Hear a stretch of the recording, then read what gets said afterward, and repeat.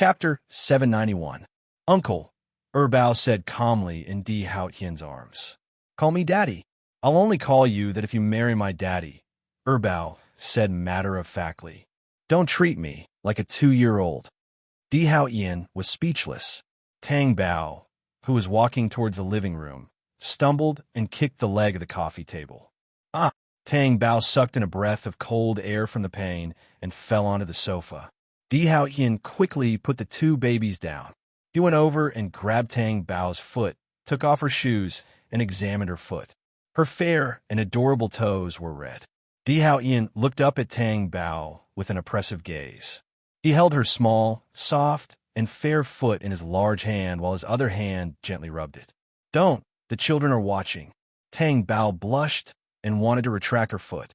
After being touched by Di Haotian, she couldn't feel the pain anymore. She only felt embarrassed. Why should I care so much? You're going to give me a heart attack. Di Haotian refused to let go and continued to hold her foot. Tang Bao didn't think so. It was just a toe injury. Was it as exaggerated as he made it out to be? The two babies also hurried over. Daddy, does it hurt? Xiao Bao asked worriedly. Erbao said matter-of-factly. Daddy, he wants to marry you, so he should massage your feet. Then he turned to Di Haotian and said, I'm a man of my word. As long as you marry my daddy, give him all your money, and hire servants to serve him, I'll call you Daddy. Tang Bao was speechless. You've said that before, and I've agreed to it, Di Haotian said calmly. Tang Bao was speechless. When did he say that? Why didn't he know about it? All right then, I'll call you Daddy in the future. Erbao made a deal with him. Wait a minute. Are you going to ask me? With my permission? Tang Bao looked at the three of them, feeling like he finally had a chance to get a word in. Were they treating her as if she didn't exist? Then he asked Erbao, Did you really say that? Yes. Erbao nodded. After you marry Daddy, he will take care of you. You won't have to work so hard. She accepted her son's filial piety, but you can't do this. Di Haotian must have misled him.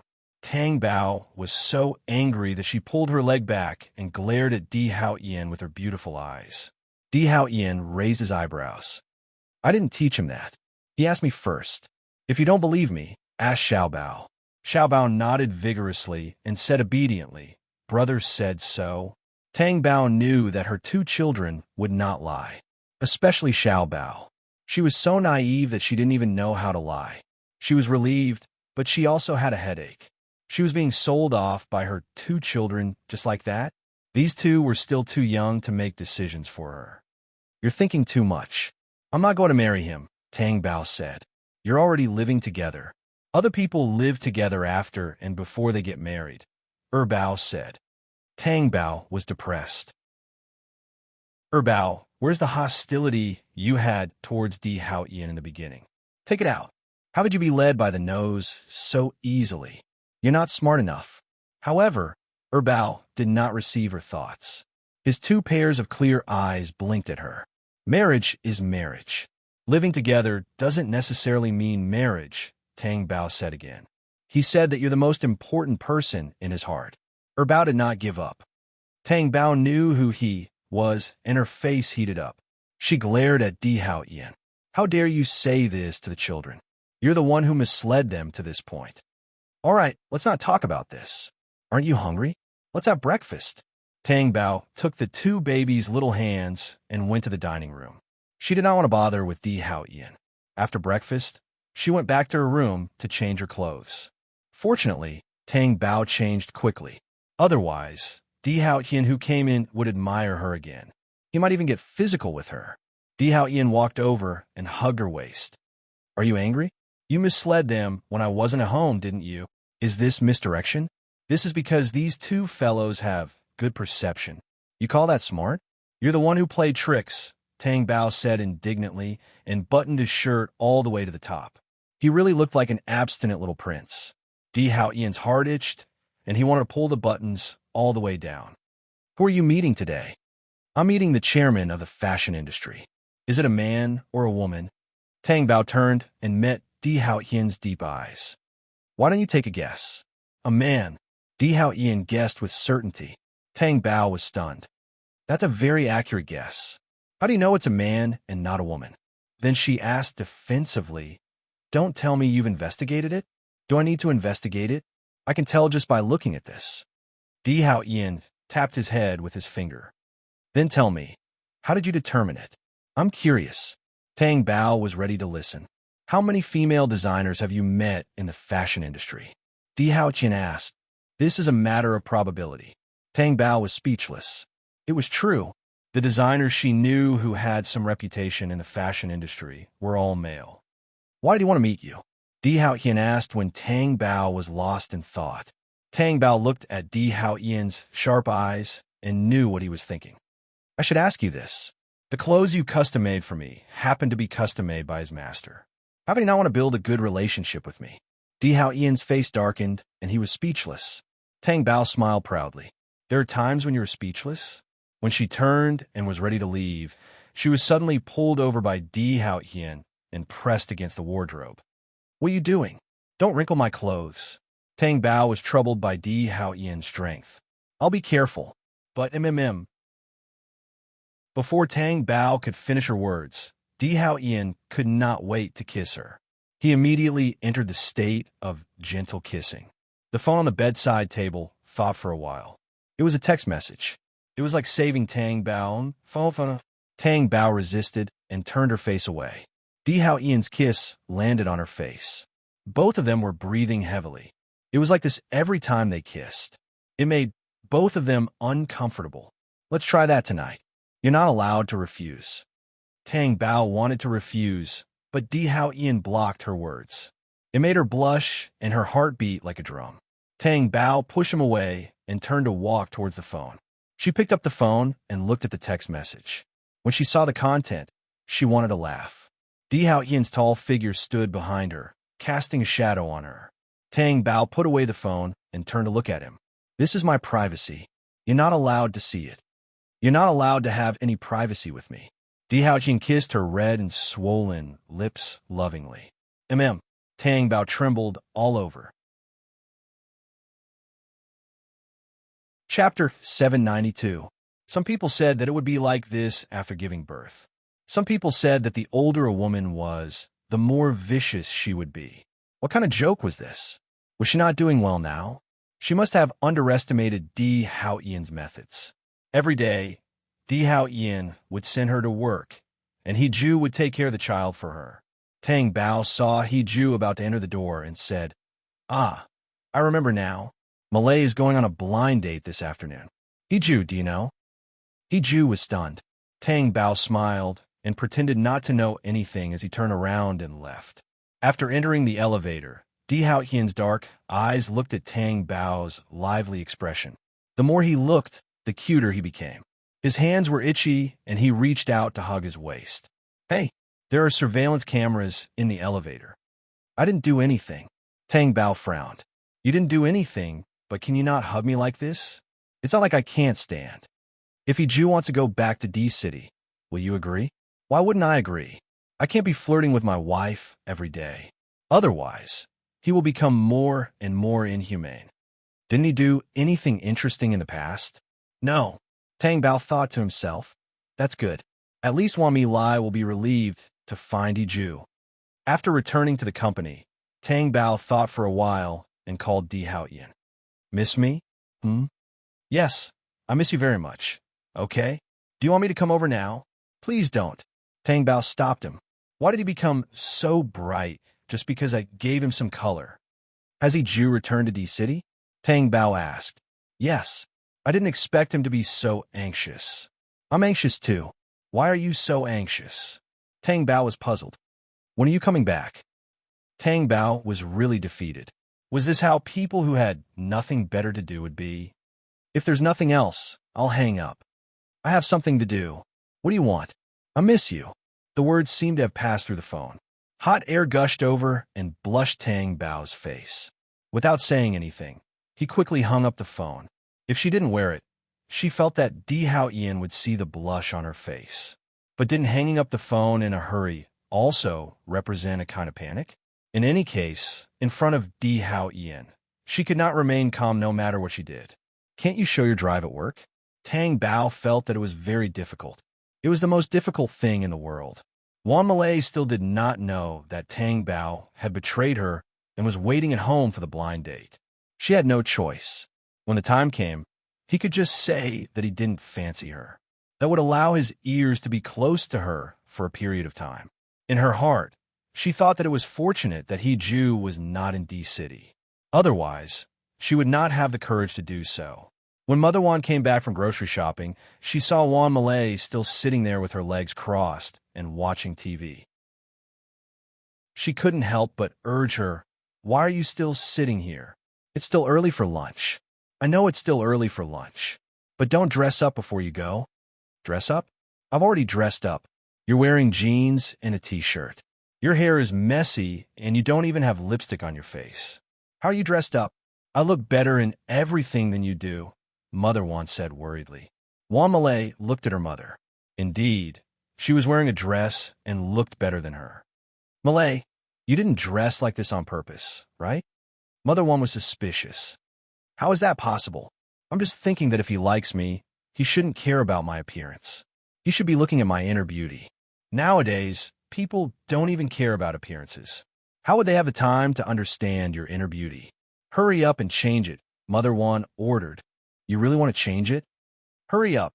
Wan Malay had no choice but to drag her unusually heavy body into the room. Mother Wan shook her head helplessly. She didn't know who was the one getting married who didn't care at all. She changed into a dress and put on some light makeup. She asked, "Is this better?" Mother Wan nodded. "He'll definitely like you." "Why are you so sure? You're not bad looking. You're the one who doesn't want to look good and scares the man away." "Mom, if this is the case, what if he doesn't like me?" "I'm just saying what if," Wan Malay asked. Mother Wan looked at her and frowned. She thought for a while and said, "Then you didn't do a good job. It's your problem." She was blamed for this? That couldn't be, right? Wan Malay sat on the sofa and watched TV. She was about to eat the fruits on the fruit plate when Mother Wan stopped her. "Can you stop eating?" Wan Malay's outstretched hand froze in place. "If you continue eating, you'll ruin your makeup. Malay, I'm telling you, if the blind date fails, I'll teach you a lesson." Wan Malay silently retracted her hand. She felt that she wouldn't have an easy time today. Why did she have to go on this blind date, even if she didn't have to go to work? She felt that going to work was much more fun and interesting than this. Going on a blind date with a stranger was so awkward that the cancer of awkwardness would act up. When it was about time, Wan Malay was chased away by Mother Wan again. Wan Malay dawdled to the dining area. The environment was chosen by the other party. It was rather quiet and there were many couples. It was just that she didn't have much of an appetite when she wasn't eating with the person she liked. So what if she dressed up? Initially, she wanted to order an appetizer to scare the man away. But she didn't expect Mother Wan to ask her to succeed or die trying. This was terrible. What if he really took a fancy to her? She thought of Iju's cold face and felt a little scared. She regretted agreeing to this blind date now. If she hadn't agreed, there wouldn't be so many problems now. She watched the time pass slowly. Wan Malay was really impatient. "He actually wants me to wait for him?" She was so bored that she sent a message to Tang Bao. "What kind of man is he? He actually wants me to wait for him. I haven't even seen him, but this is the impression I have." "Tang Bao, indeed. You're late for such an important day. If you get married in the future, you'll be in trouble. But didn't you say that you'll go without dressing up?" Could it be that the person hiding in the distance saw his unkempt appearance and ran away? "Wan Malay, I dressed up." Tang Bao, "Wan Malay, my mother forced me." Tang Bao, "Your mother forced you?" Wan Malay, "Yes, my mother forced me." Tang Bao, "Why do I feel that our conversation is very strange?" Wan Malay, "I think so too." Tang Bao, "But I have a bad feeling." Before Wan Malay could ask about the bad feeling, a man hurried over. He sat down and said, "Sorry, I'm late. There was a traffic jam." Wan Malay put her phone aside. "It's okay." The man looked quite elegant. He was wearing glasses, but the lenses were quite thick. Her mother said that he was a top student. When he got married, the child would be very smart like her father. TSK, how could he despise his own daughter so much? Chapter 793. Let me introduce myself. My name is Bao Lei. I'm currently working at T, the man said. What did you say? What did you say? Where did you say you're working? Wamale was so shocked that her eyeballs were about to fall out. At T, your expression will make me feel superior. Ballet laughed. I'm just a lowly employee. It's nothing. Wamale was stunned. A lowly employee at T had a much brighter future than a senior employee at a normal company. Her mother didn't even tell her that she was working at T. If she knew, she wouldn't have come. She wouldn't have come. Wamale had no other expression other than a silly smile. Then shall we order? You order. I'll eat anything. Wamale was not in the mood to order at all. You're not a picky eater, and you're still so skinny, Ballet said with a smile. Wamale thought, are you complimenting me? Are you saying that you like me? Please don't. Do you know where I work? Wamale asked tentatively. I don't know. You're not going to ask? I don't have any requirements in this regard. As long as it's a girl I like, she can do whatever she wants. Damn. Wamale was stunned. If Iju didn't appear, this man's words would actually be very pleasing to girls. At least he had a good character. Someone who worked at T couldn't be that bad, right? If she told Tang Bao that her blind date was an employee at T, he would be so shocked that his jaw would drop. After ordering, there was an awkward moment. This is my first blind date, but I did my homework before coming. I said that girls ask a lot of questions. Aren't you going to ask? Wamale was completely speechless. Why would a blind date ask that? What do you like? Reading, listening to music, sports, traveling. I like all of them. Coincidentally, Wamale liked those things too. However, she couldn't say that. I seem to like eating. I'm not interested in anything else. It's fine. It's just some entertainment anyway. Girls who like to eat are all cute. Ballet said. You think I'm cute? Wamale asked in disbelief. Ballet nodded. Wamale felt that things were getting serious. Is there something wrong with your eyes? How am I cute? Everyone says I'm a tough girl. Wamale stopped talking. Soon, the dishes were served. Both of them began to eat. The atmosphere became awkward again, because Wamale didn't say anything. After they finished eating, Wamale saw Bao Lei fiddling with his phone. He thought to himself, did he reveal his true colors so quickly? She hated men who stared at their phones the most. She wanted to find an excuse to leave. Well, we're done eating. I have to go back to the company. Why don't I leave first? Wamale said and stood up. However, his arm was grabbed by Bao Lei. Wait a minute. I'm looking into how to start a conversation if I meet a girl I like. F***CK. Wamale was flirted with. Was her blind date today to torture her, or to torture her, or to torture her? Just as she was in a daze, her arm was grabbed by someone beside her. A cold voice said, you don't have to look into it. She has a boyfriend. This voice. Wamale turned around and saw Hiju. She couldn't help but widen her eyes in shock. Why was Hiju here? And why was he at her blind date? Before Bao Lei could react, Wamale had already been dragged away by Hiju. After getting into the car, Wamale, who was sitting in the front passenger seat, lowered her head so low that it was almost buried in her skirt. The atmosphere in the car made her unable to lift her head. The car was parked by the roadside, and he didn't start. Hiju didn't speak either. Was he trying to make her explode on the spot? First of all, let me explain. I was forced by my mother to go on a blind date today. I didn't take it seriously. I just wanted to brush it off and then leave. Wamale's head was still lowered. Raise your head, Hiju said. Wamale raised her head. She was still looking straight ahead and didn't look at Hiju. I'm telling the truth. Because my mother saw that I was always alone, she wanted me to get a boyfriend first. You dressed up today? Wamale was so regretful that she wanted to bang her head against the wall. My mother forced me. It's true. I was wearing jeans at that time. Then my mother went crazy. I had no choice but to wear them. But I thought that even if I dressed up, no one would like me. But I didn't expect that. He was quite good at flirting with girls. Wamale met Hiju's cold eyes and quickly changed her words. I think he definitely didn't like me. I can tell from the way he spoke that he was experienced. You like him?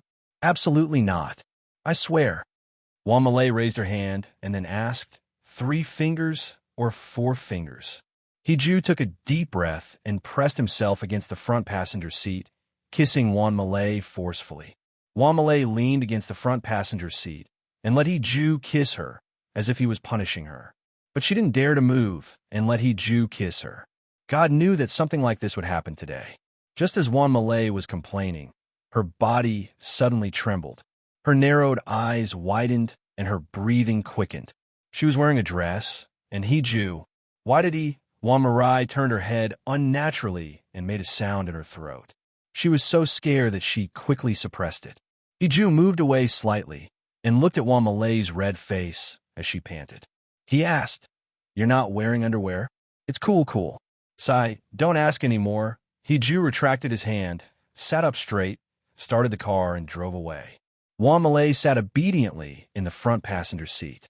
She stared ahead and occasionally glanced at Hee-ju, who was focused on driving.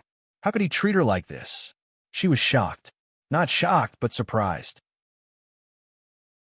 She couldn't tell that Hee-ju was so passionate on the outside. Even now, her private part was burning. She didn't dare to ask where Hee-ju was going, as long as he didn't bring her to some deserted place and bury her alive. She could tell that Hee-ju was very angry now, but he was suppressing it. Wan Malay reached for her phone and sent a message to Tang Bao. "What's up, Fatty C? Did you tell Hee-ju?" Tang Bao, yes. Are you surprised? Wan Malay, how could you tell him? Tang Bao, I did it on purpose. What? What the F asterisk CK? How shameless. After the car stopped, Wan Malay looked out of the car window. It wasn't a deserted place. But why did it look so familiar? After getting out of the car, Wan Malay knew why it looked so familiar. This was her home. How could it not look familiar? Hee-ju was sending her home. Have you eaten? Do you want me to accompany you? Wan Malay wanted to spend more time with Hee-ju. Chapter 794. What time do you have lunch at home? Hee-ju asked. Around 11:30. Hee-ju looked at the time on his wrist. It's still early. I'll eat at your place. Okay, what? Wan Malay was shocked. No. Wan Malay was still in a daze. Hee-ju turned around and walked toward the corridor. Wan Malay took a while to regain his composure and ran after Hee-ju. Are you sure you want to eat? Do you know what this means? Yes. What? You're mine. Or you don't want to? No. Didn't she feel like she was being forced to answer? Should she say that she didn't want to? But after saying that she did, she felt even more anxious. I'll call my parents first. She was afraid that they would be frightened. No need. Hee-ju kept her phone. It's just that I came in a hurry and didn't bring any gifts. It's a little troublesome. It's no trouble. My parents aren't that old-fashioned. Let's go then. Wan Malay, what is she talking about? Why was she giving Hee-ju a chance? Why didn't she say that it would be troublesome? You should come another time. Shouldn't it be like this? Wan Malay took out his keys to open the door. He tried a few times, but the lock didn't fit. Then, the door opened from the inside. Wan Malay stood there in a daze with the keys in his hand. How did you come back so quickly? After Mother Wan asked, she noticed the tall man standing behind Wan Malay. She couldn't help but feel puzzled. This is, in Mother Wan's impression, Wan Malay's blind dates were not so tall or so good-looking. Hello, Andy. I'm Malay's boyfriend, Hee-ju. Hee-ju introduced himself. Wan Malay. Mother Wan was still in a daze. Mom, can we go in first? Mother Wan came back to her senses. Please come in. After entering, Hee-ju greeted Father Wan. Uncle, have you eaten? Father Wan asked politely. He had heard Hee-ju's self-introduction at the door just now. Not yet, Hee-ju said. That's great. Let's eat here. Mom, go and buy some vegetables. Father Wan urged Mother Wan. Wan Malay quickly said, no need. Mom bought enough groceries this morning. He's not picky. I'm not picky, Hee-ju said. That's too simple, the myriad mother said. I came too hastily, Hee-ju said with some embarrassment. So be it, said Wan Malay. Mr. Wan and Mrs. Wan went to the kitchen to serve the dishes. Wan Malay looked at Hee-ju. Her heart was in a mess. This was too exciting. She felt that the two elders had been greatly provoked.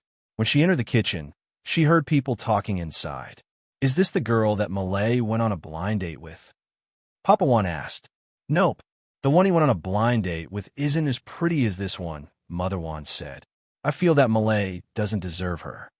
Wan Malay was speechless. Yeah, how did he fall for our daughter? Could it be? What is it? Mother Wan was curious. Wan Malay also pricked up her ears to listen. Could it be that Malay hired her to fool us? Wan Malay was surprised. Do you have to be so advanced? You even hired her? Wan Malay wanted to turn around, but she saw He Ju standing behind her. She was so frightened that she quickly pulled He Ju away from the kitchen door. He Ju's gaze was quite profound. Wan Malay pretended not to notice anything. You could just sit on the sofa and watch TV. What are you doing here? It's almost time to eat. Why watch TV? The four of them ate at the table. Papa Wan and Mama Wan politely let He Ju eat. Wan Malay actually saw a hint of a smile at the corner of He Ju's mouth. So he knew how to smile? Seriously, she had known him for so long, but he had never smiled at her. She was unhappy. After dinner, Wan Malay was pulled away from the living room by Mother Wan.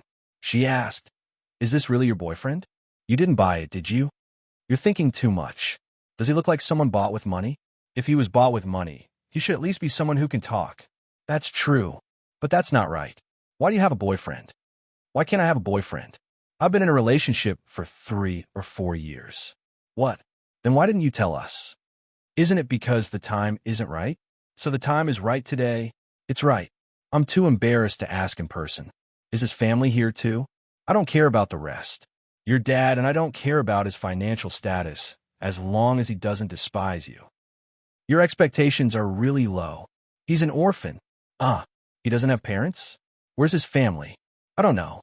He was already an orphan when I met him. What a poor child, Mother Wan said sympathetically. You're really too much. If I knew you had a boyfriend, why would I let you go on a blind date?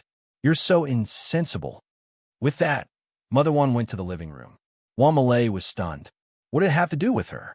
What did this have to do with being sensible?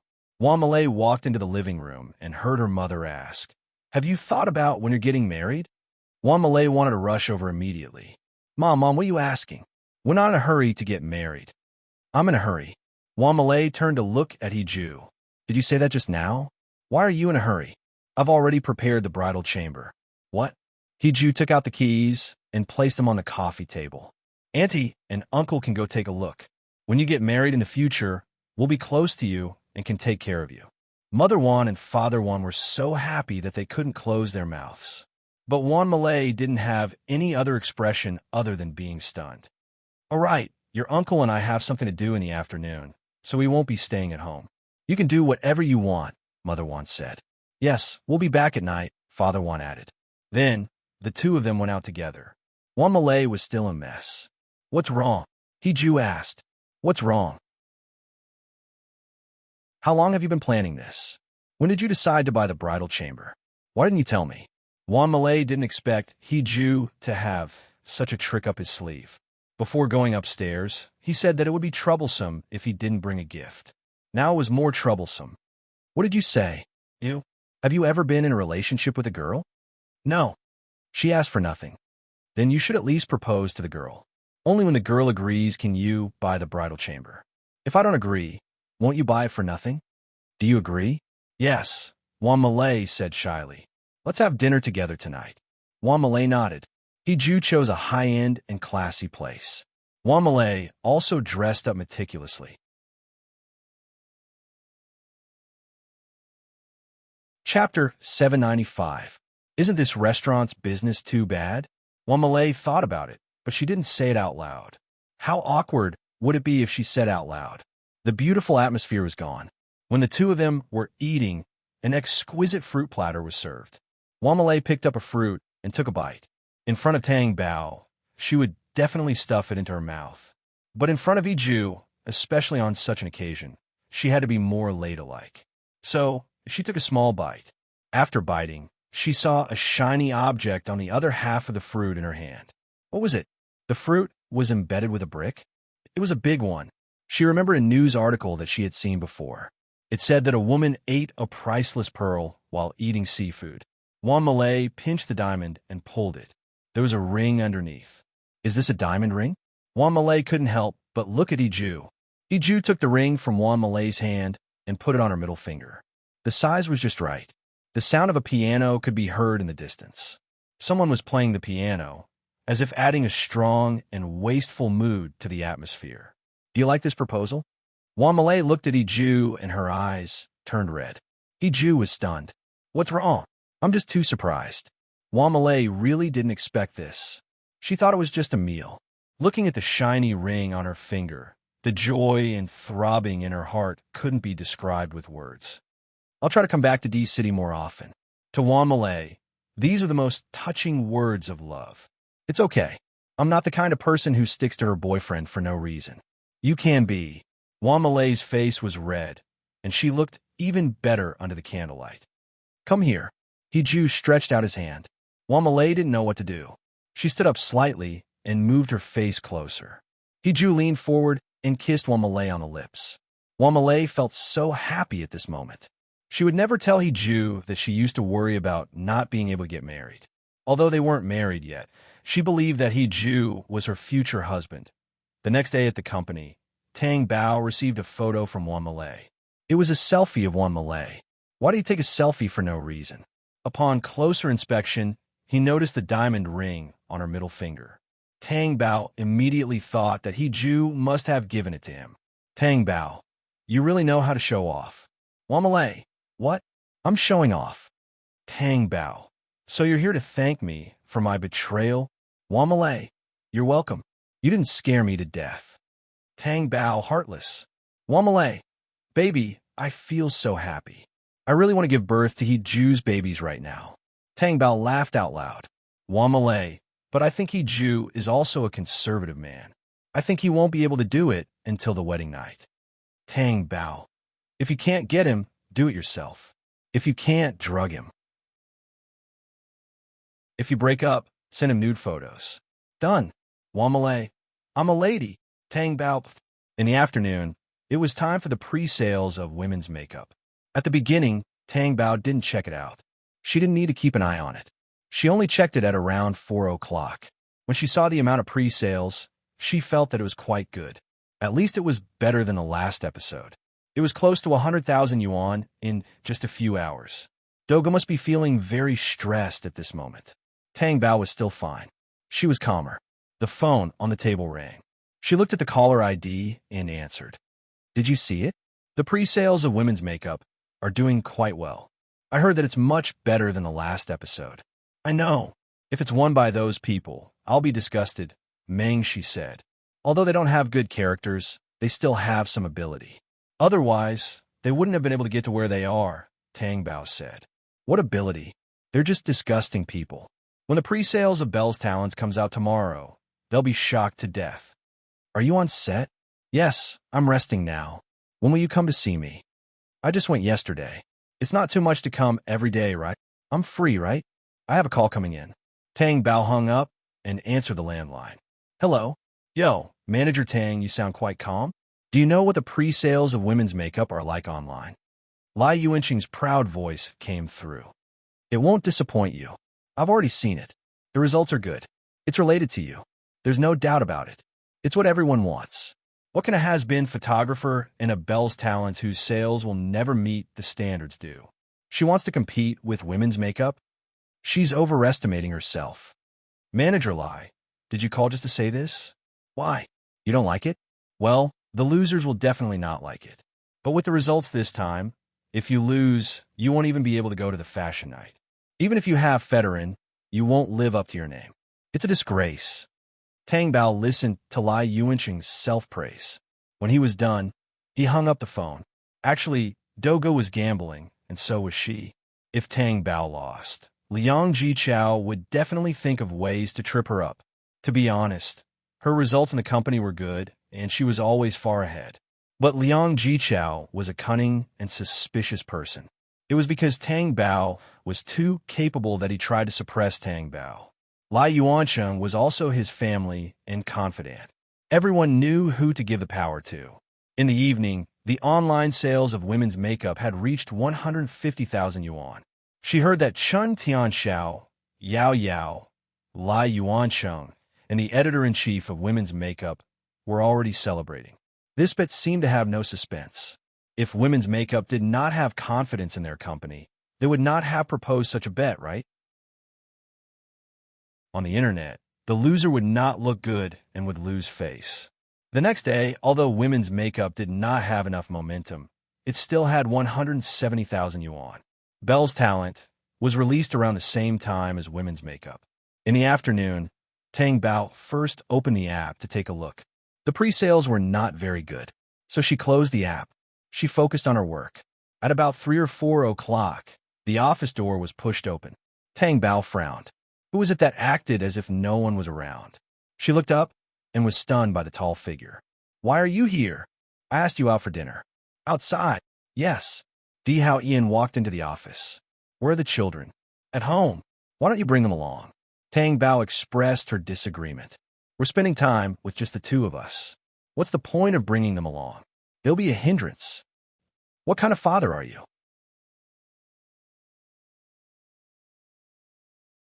Chapter 796. There's still some time before I get off work, and it's still early for dinner. Are you going to wait in the car? Tang Bao asked. Can't you wait here? Di Hao Ian stepped forward and lifted her chin, asking dangerously. Who are you afraid of? I'm not afraid of anyone. I'm just... Forget it. If you want to wait, then wait. Please sit there and don't disturb my work. Are you afraid that I'll disturb your work? Or am I making you restless just by sitting here? Restless? Tang Bao asked. Were you sure you didn't use the wrong idiom? Would she be restless? That's definitely not possible. I don't believe you. Why not? Di Hao. Before she could finish the word Tian, her mouth was sealed shut. In the next second, Di Hao Ian was sitting on the chair, and she was sitting on Di Hao Ian's lap, being kissed by Di Hao Ian. Tang Bao struggled. This is the office. Don't mess around. What if someone sees us? You won't let me hug you at night, and I can't even kiss you. Di Hao Ian couldn't wait to do something naughty to her. Tang Bao's mind was blank, and she could only let him do it. She couldn't separate her lips from his. Just as the two of them were kissing passionately, the office door was pushed open with a bang. Go, let me tell you, Meng, she slammed on the brakes and stood there in a daze. Cheng Ju, who was behind him, bumped into his back, and Meng, she didn't react. Cheng Ju complained that her head hurt from the bump. What are you doing? Her words were stuck there like Meng Shi. At this moment, Tang Bao was sitting in Di Hao Ian's arms, his suit wrinkled. The atmosphere in the office was hot.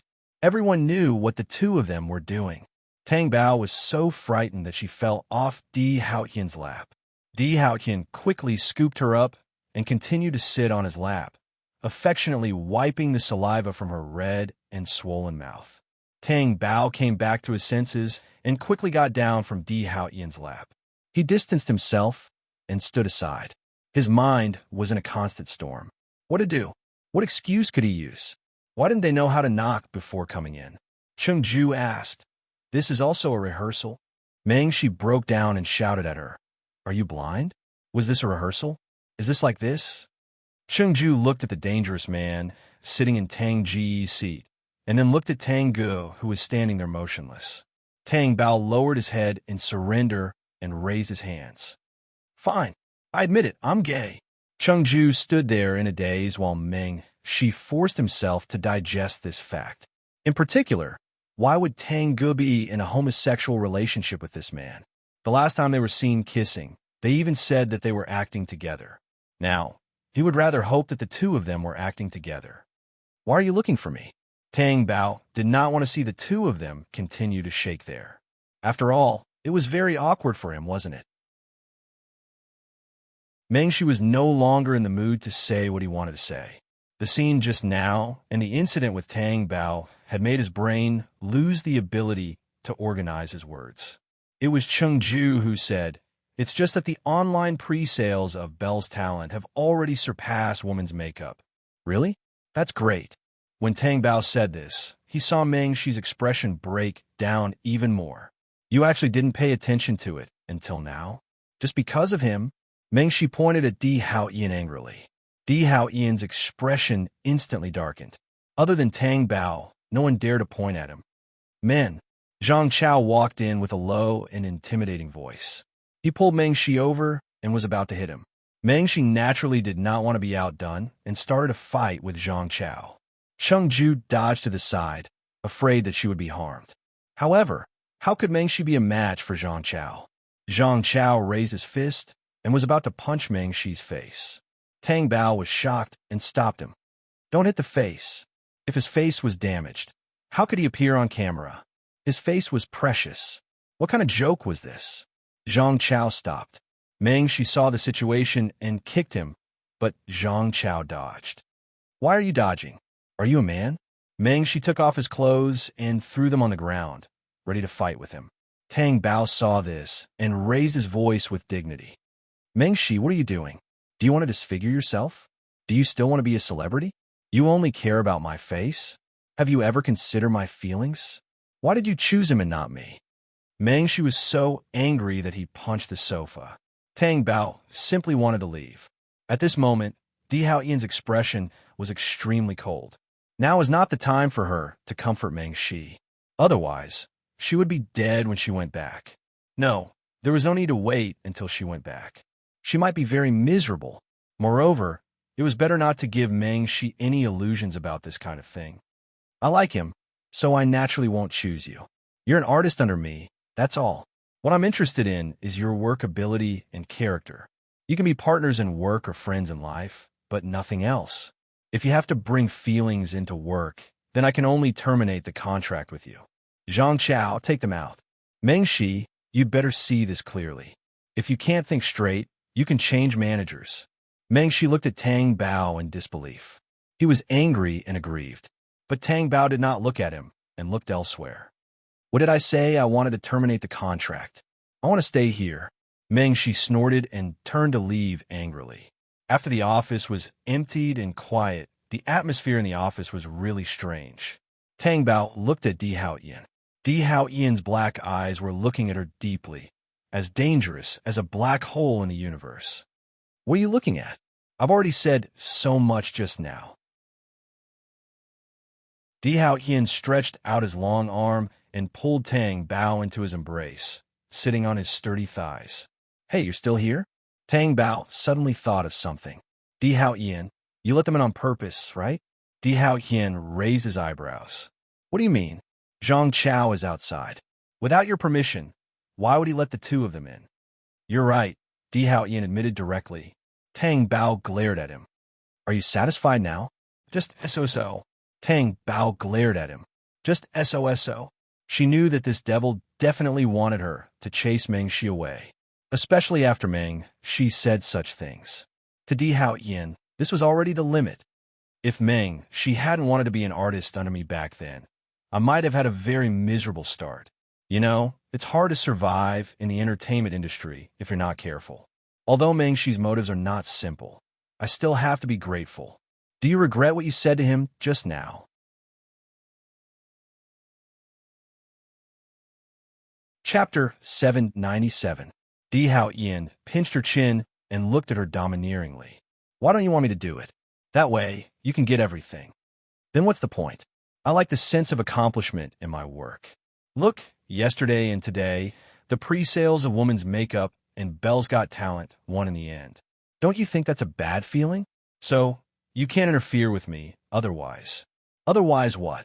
Di Haoyan pinched her chin and refused to let go. Otherwise, you'll sleep in the study tonight. Tang Bao glared at him. Di Haoyan's lips curled into a charming smile. He kissed Tang Bao's soft lips and looked at her with his dark eyes. As long as you like it. Sleep in the study. Tang Bao asked as she was a little unsteady from Di Haoyan's light breathing. What do you think? Di Haoyan asked as he caressed her lips. Tang Bao felt that she was thinking too much.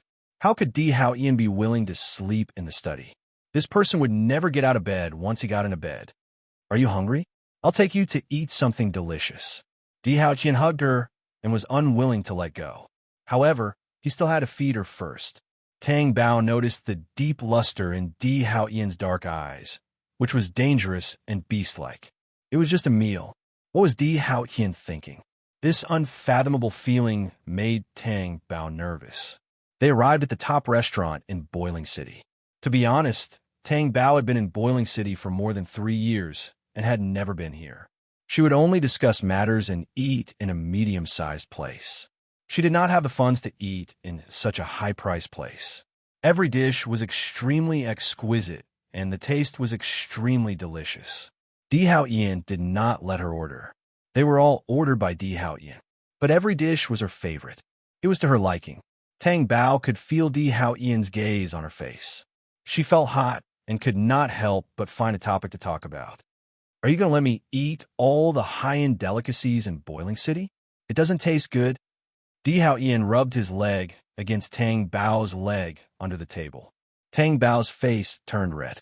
He quickly retracted his legs and said, I didn't say that it doesn't taste good. Can you not touch me? Also, it's one thing to bring me here, but why did you book the whole place? There were only the two of them on the entire floor. Tang Bao was not stupid. She did not believe that there was no business. Just some random people. However, Tang Bao felt that this meal was really expensive.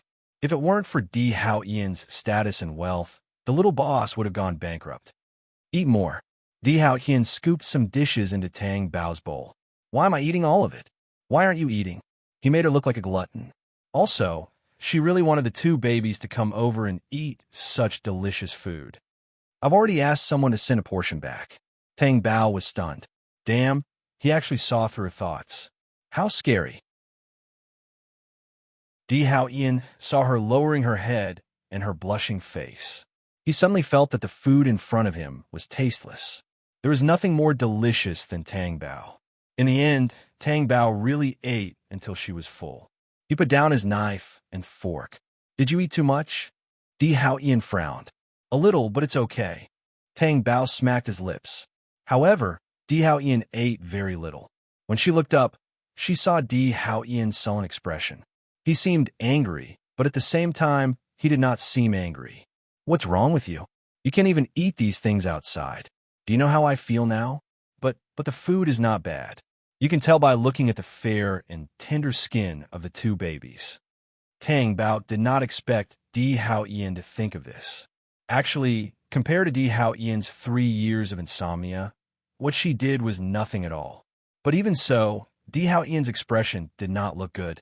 Tang Bao had no choice but to fork a piece of food into his plate. She smiled and said, I see that you haven't eaten much. Eat more. Di Hao Ian raised his black eyes. His black eyes were so deep and dangerous. WH, what are you doing? Tang Bao was so shocked that he stuttered. My mind is full of your cuteness now. I want to kiss you. Tang Bao continued to stutter. His face was red and his breathing was unsteady.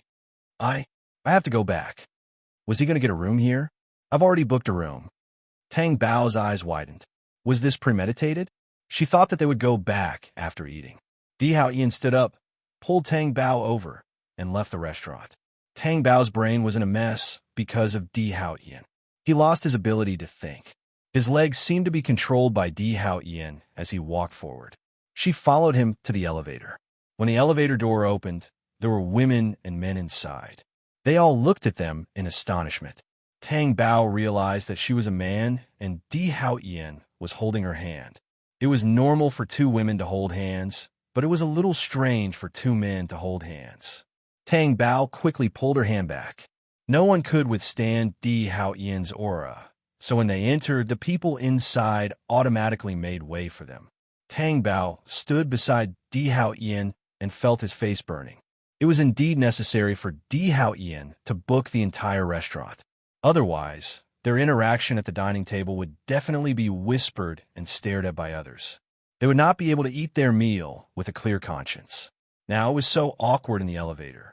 Tang Bao looked up and stole a glance at Di Hao Ian beside her. There was no expression on his face, and he was very calm. He was not affected at all. Tang Bao was curious. Did he really not care that she was with a man and was being talked about? She suddenly wanted to tease Di Hao Ian. Tell me, what if your wife finds out that you booked a room with me? Tang Bao heard the people in the elevator gasping as soon as she finished speaking. However, she was more concerned about Di Hao Ian's reaction. Di Hao Ian's dark eyes had a restrained smile as he replied to her, It's okay. My heart is yours. Tang Bao continued. Will you hurt her? After all, Your wife is also my sister. Tang Bao felt that the gaze in the elevator was about to kill him. Then don't let her know. Leave this matter to me. I will protect you, Di Haotian said without changing his expression. Tang Bao gritted her teeth. She really couldn't control him, so she said, then kiss me now. If Tang Bao thought that Di Haotian wouldn't, he would at least hesitate, right? However, he did not. Just as she finished speaking, a shadow covered her and Di Haotian's lips pressed against hers. Tang Bao was dumbfounded. The gasps in her ears brought her back to reality, and she immediately pushed Di Haotian away. At this moment, the elevator doors had just reached their floor, and she was pulled out by Di Haotian.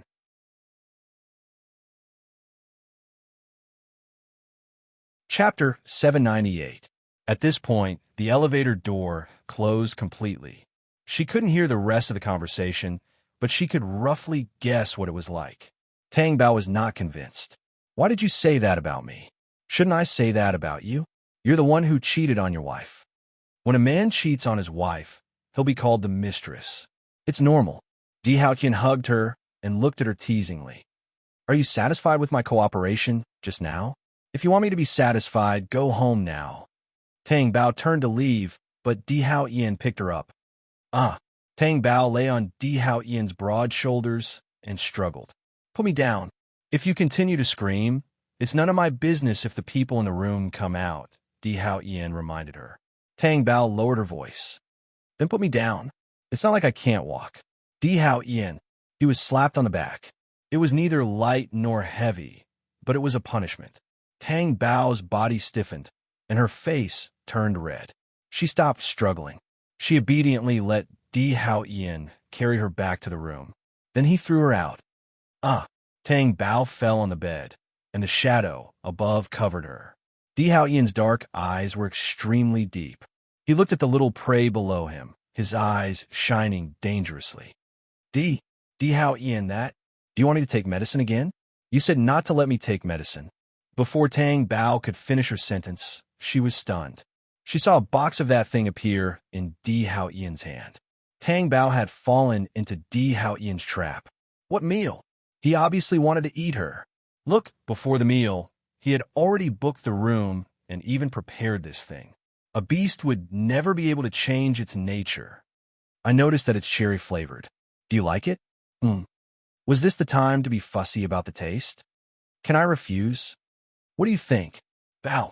Di Haotian lowered his body and lifted Tang Bao's chin with his fingers.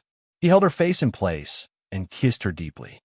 Tang Bao's long feathers quivered. Di Haotian was just that domineering. Even if she did not fix her face, she would not run away. After all, where else could she run to once she entered the room? However, when he kissed her, he held her captive, as if she was a prey trapped under his sharp claws, making him like her to his heart's content. Tang Bao was kissed so hard that his breathing quickened. His face and ears were red, and his whole body seemed to be on fire. Di Haotian's breathing became heavier and heavier, becoming more and more unstable. No, Di Haotian. Tang Bao called out to him with a trembling voice. Di Haotian struggled to squeeze out a sound. Bath. Okay. Di Haotian carried her directly and rushed into the bathroom. Before the door could be closed, the shower was turned on and the hot water poured down. Di Haotian pressed Tang Bao against the wall under the shower. He kept washing Tang Bao's hair. Wait, I want to ask you something, Tang Bao asked while panting. What is it? How many boxes did you bring? 2 boxes. 1 box was 7. 2 boxes was... Tang Bao's whole body tensed up. Don't worry, you might not need the 2nd box. I'll be damned if I believe you. The next day, as expected, Tang Bao did not get up. She did not have the invincible Vajra body. Even if she had the invincible Vajra body, it would be damaged by Di Haotian. In the afternoon, when the phone rang, Tang Bao finally moved her body in a daze. The moment she moved, her little face wrinkled into a bun. It was as if she did not belong to her. She felt the person behind her let go of her and get out of bed. Then, the phone stopped ringing. Who is it? Give it to me, Tang Bao said weakly. Sleep a little longer. Di Hao Ian put the phone aside, got into bed again, and hugged her. He let her sleep face to face with him. Perhaps Tang Bao was really too sleepy and did not sleep for the whole night. She would not be so tired even if she worked all night. With a groggy mind, Tang Bao fell asleep again. She felt someone kiss her on the lips, but she did not have the energy to react. When Tang Bao woke up, it was almost dusk. The first thing she wanted to do when she woke up was to stay away from Di Hao Ian. However, just as she moved her body, her waist was hooked. "What are you doing?" Tang Bao frowned. Both of their clothes were very thin. Didn't he feel uncomfortable hugging her like this? She was traumatized by Di Hao Ian all the time. "I'm just hugging you. I won't do anything. Even if I want to, I'll bear with it," Di Hao Ian said in a low and hoarse voice as he bit her lips. Tang Bao turned her face and flung his arm away. He still had the nerve to say that. The devil's appetite was really scary. She asked, "What time is it?" 5 o'clock. Di Hao Ian looked at the time and said, "It's so late? We have dinner at home at 6 o'clock. Shall we go back? Can you move?" Di Hao Ian asked. Tang Bao did not look good, but her face was flushed. "You don't have to worry." Since he was worried that she could not move, couldn't he be gentler? Bastard. But even though she said that, when she sat up, it still made her gnash her teeth in anger. The next second, her body was light as Di Hao Ian picked her up. "What are you doing?" Tang Bao held his broad shoulders with both hands. "You'll feel better if you take a bath." When Tang Bao turned around, she saw a mess of used things on the floor beside the bed. 1, 2, 3, 4, 5, 6, 7, 8. Before she finished counting, she felt her scalp go numb. Was this called not needing a second box? When they reached home, it was already past 7 o'clock.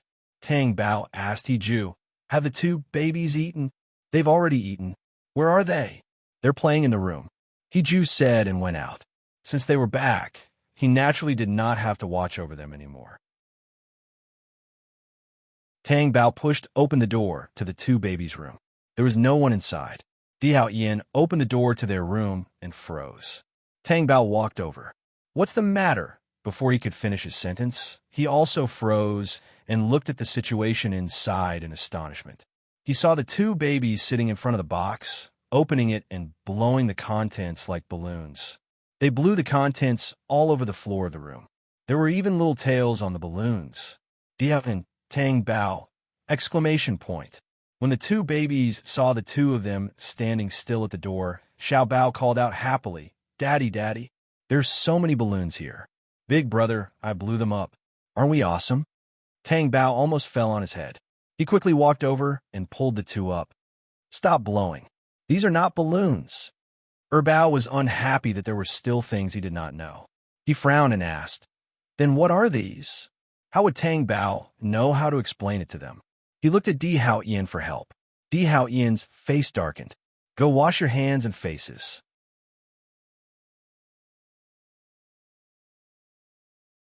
Chapter 799. He hurriedly ran outside to wash his hands. The two little guys were there, washing their hands and talking. "Brother, Daddy, and Daddy seem to be angry. Can't those balloons be moved?" "It looks like they can't be moved." "But why? Didn't they buy them for us to play with?" Xiao Bao asked innocently. Bao glanced at her and did not say anything. Tang Bao looked at the balloons on the floor and then looked at Di Hao Ian's face, which was as black as the bottom of a pot, especially when he went to count the remaining balloons in the box. He finally understood why Di Hao Ian's face was so black. He could not help but laugh. "Ha! Ah-ha!" He laughed so hard that he fell onto the bed and tears came out. "Why is it so funny? Ha!" When the two babies heard Tang Bao's laughter, they quickly ran over. They saw Di Hao Ian squatting beside the box, looking very scary. Meanwhile, Tang Bao was lying on the bed, laughing nonstop. Xiao Bao ran over and said, "Daddy, are you laughing? I thought you'd be angry. Does that mean we didn't do anything wrong?" "Daddy, let me tell you, the balloons are so delicious and sweet." Tang Bao could not laugh anymore. He looked at Xiao Bao and Bao's mouths. Then he looked at Di Hao Ian and asked silently, "It shouldn't be harmful if you eat it, right?" "No." Di Hao Ian's face was cold. These two little guys were born to go against him. They actually blew away more than half of the balloons. He wondered if that shop still had any more. No, he had to get them to stock up in advance. Otherwise, it would be too late. When it was time to sleep at night, Tang Bao could not help but laugh when he thought about it. Is it funny? Di Hao Ian rubbed his thin lips against Tang Bao's neck. Tang Bao wanted to laugh even more. He dodged and said, "It's so funny. We should have come back later. That way, we could have blown away all the balloons." What are you doing? Don't move. You think you can't buy it without me? Being with you is definitely harmful to my health. Tang Bao gritted his teeth. Wrong. The more I'm loved, the more radiant I become. It's like a flower being watered. Tang Bao turned around with his back facing him. Who can take it when you're like this? Di Hao Hian hugged her from behind. That's not what you said here. He likes it very much. Why would it let go? Tang Bao blushed and closed his eyes. The next day, when he returned to the company, Tang Bao had just sat down when someone knocked on his office door. It was Monzi who came in. It was rare for him to wake up so early. Moreover, looking at Meng Shi's face, he didn't seem to have slept well. However, if he could knock on the door before entering, it meant that his anger had subsided a lot, right? What's the matter? Tang Bao asked. Are you really going to be with that man? Monzi asked, standing there with his back straight. Tang Bao pursed his lips. Di Hao Ian wasn't here today, so she could say more, right? Yes, I want to be with him. It's not just for a day or two, but for a lifetime. Moreover, I've been with him for a long time. Previously, we separated because we had some conflicts and I was avoiding him. Now that he's found me, our misunderstanding has been resolved and we're together again. Monzi, between him and me, it's not something that outsiders can come between us. Do you understand?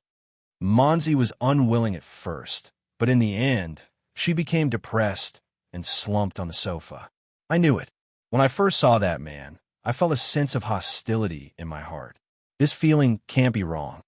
All right, it's fine as long as you get over this kind of thing. How can I not get over it? Do you think I can win against him? Tang Bao laughed.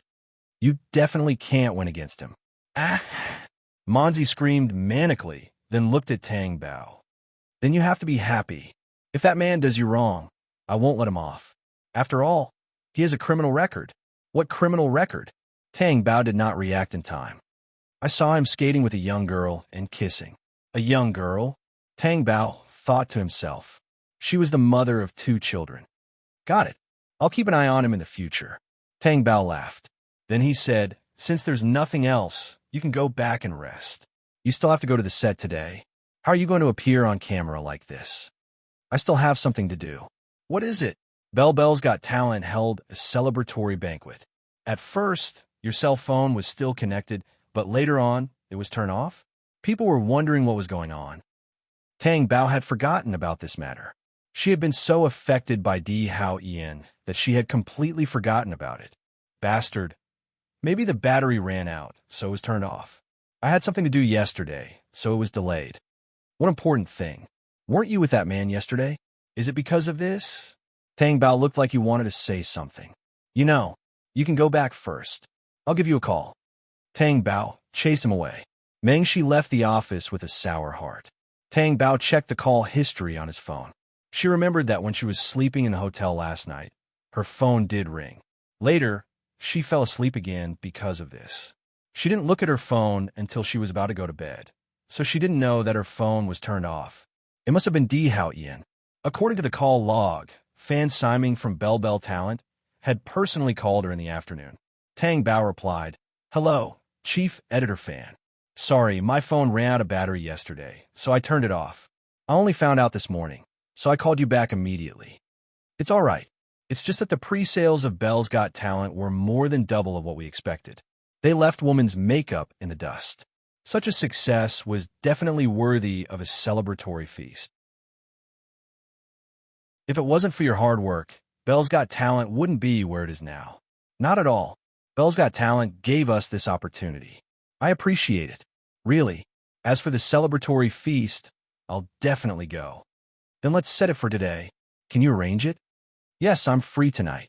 Okay, then it's a deal. After hanging up, the phone rang again. It was Liang Jichao. He picked it up. Mr. Liang. Tango, Everyone saw the pre-sales of Belle's Got Talent this time. You did a good job. I'm really appreciating you more and more. Liang Jichao was always this sly and cunning. Thank you, Mr. Liang. I'll work harder. Tang Bao had learned this kind of superficial skill after working with such a boss. So, I'm going to give you a promotion. A promotion? Transfer to the head office and be promoted to deputy director. This position is not for everyone. I have high hopes for you. Tang Bao bit his lip and thought to himself, Deputy director? Who didn't know that the previous deputy director resigned because he was too bored in his position? That was because deputy directors didn't take care of artists.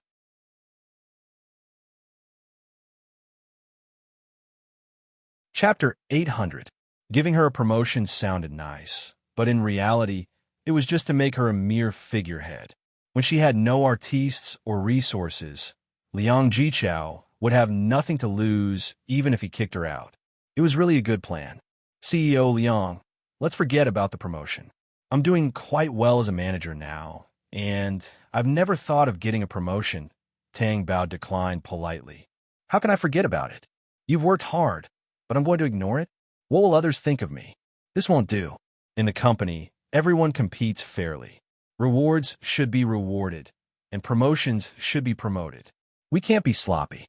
Otherwise, who would be willing to work hard in the company? Don't you think so? Come over for a meeting in the afternoon and talk about your promotion. Since everything was already prepared, Tang Bao naturally had no way to refuse. She agreed. Okay, I'll be there in the afternoon. Tang Bao put down her phone. She had thought about how Liang Jichao would deal with her if she did not do well. She did not expect that even if she did well, she would still be schemed against. It seemed that the company was really not suitable for her to stay. In the afternoon, Tang Bao went to the headquarters. Before she even reached the meeting room, she had just entered the company when someone congratulated her.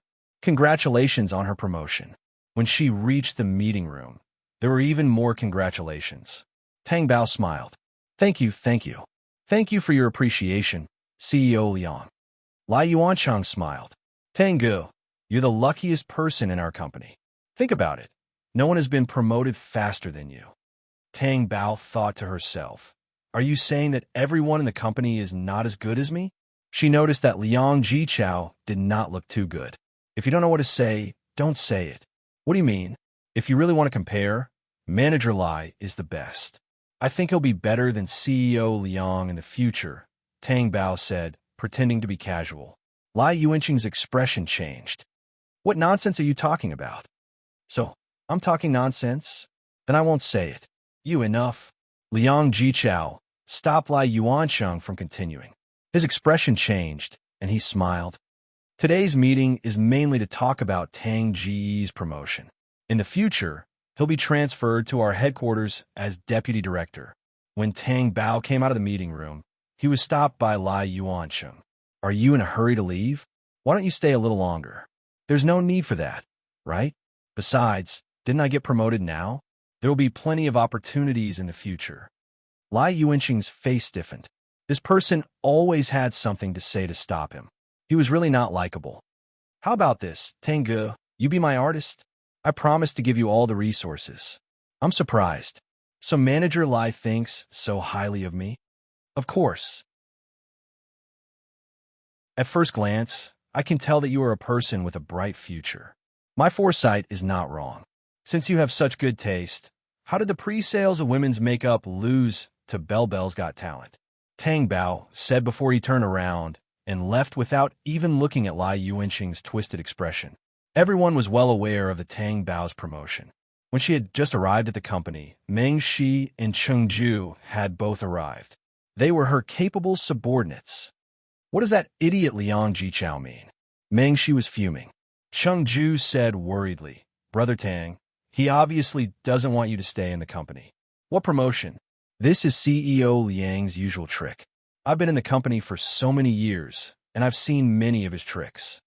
You know, but others know better, Tang Bao said calmly. It's fine if you don't do well, but even if you do well, you'll still be suppressed. Go, what are you still doing here? With your ability, where can't you stay? I think you should open your own studio, Meng Shi said. Open a studio? Ju was stunned. Can't I? Anyway, if you open a studio, I'll go, Shi said. Follow me? Tang Bao was surprised. Yeah. Do you think I care about this place? It's because of you that I'm here, Shi said indifferently. Ju also stood up and said, Brother Tang, you have to take me with you. If you leave, I don't want to stay here either. You have to think carefully. Maybe I'll really open a studio. Besides, how famous can a newly opened studio be? It's better to stay here than to leave with me, right? What if my studio closes down in the end? If it closes down, I'll film for you for free, Ju said. I'll ask my dad to invest in it for me. Tang Bao smiled. He didn't dote on them for nothing. Okay, since you decided, I'll take you with me when I leave. With my food, you won't starve. Tang Bao's mood was not affected by his promotion. In fact, it got better. In the afternoon, he called Di Haotian. I'm not going back for dinner tonight. What are you going to do? Di Haotian's voice was obviously cold. Belle's Got Talent is having a celebration party. I have to go. After Tang Bao said that, there was only silence. He didn't need to look at Di Haotian's expression to know what it was like. I'll be back early. How early can you be? Can you be back by 6 o'clock? Di Haotian's voice was threatening. I haven't eaten at 6 o'clock yet. Tang Bao held his forehead helplessly. He knew that this would be the case when he called Di Haotian. But if he didn't report it, the consequences would be even worse.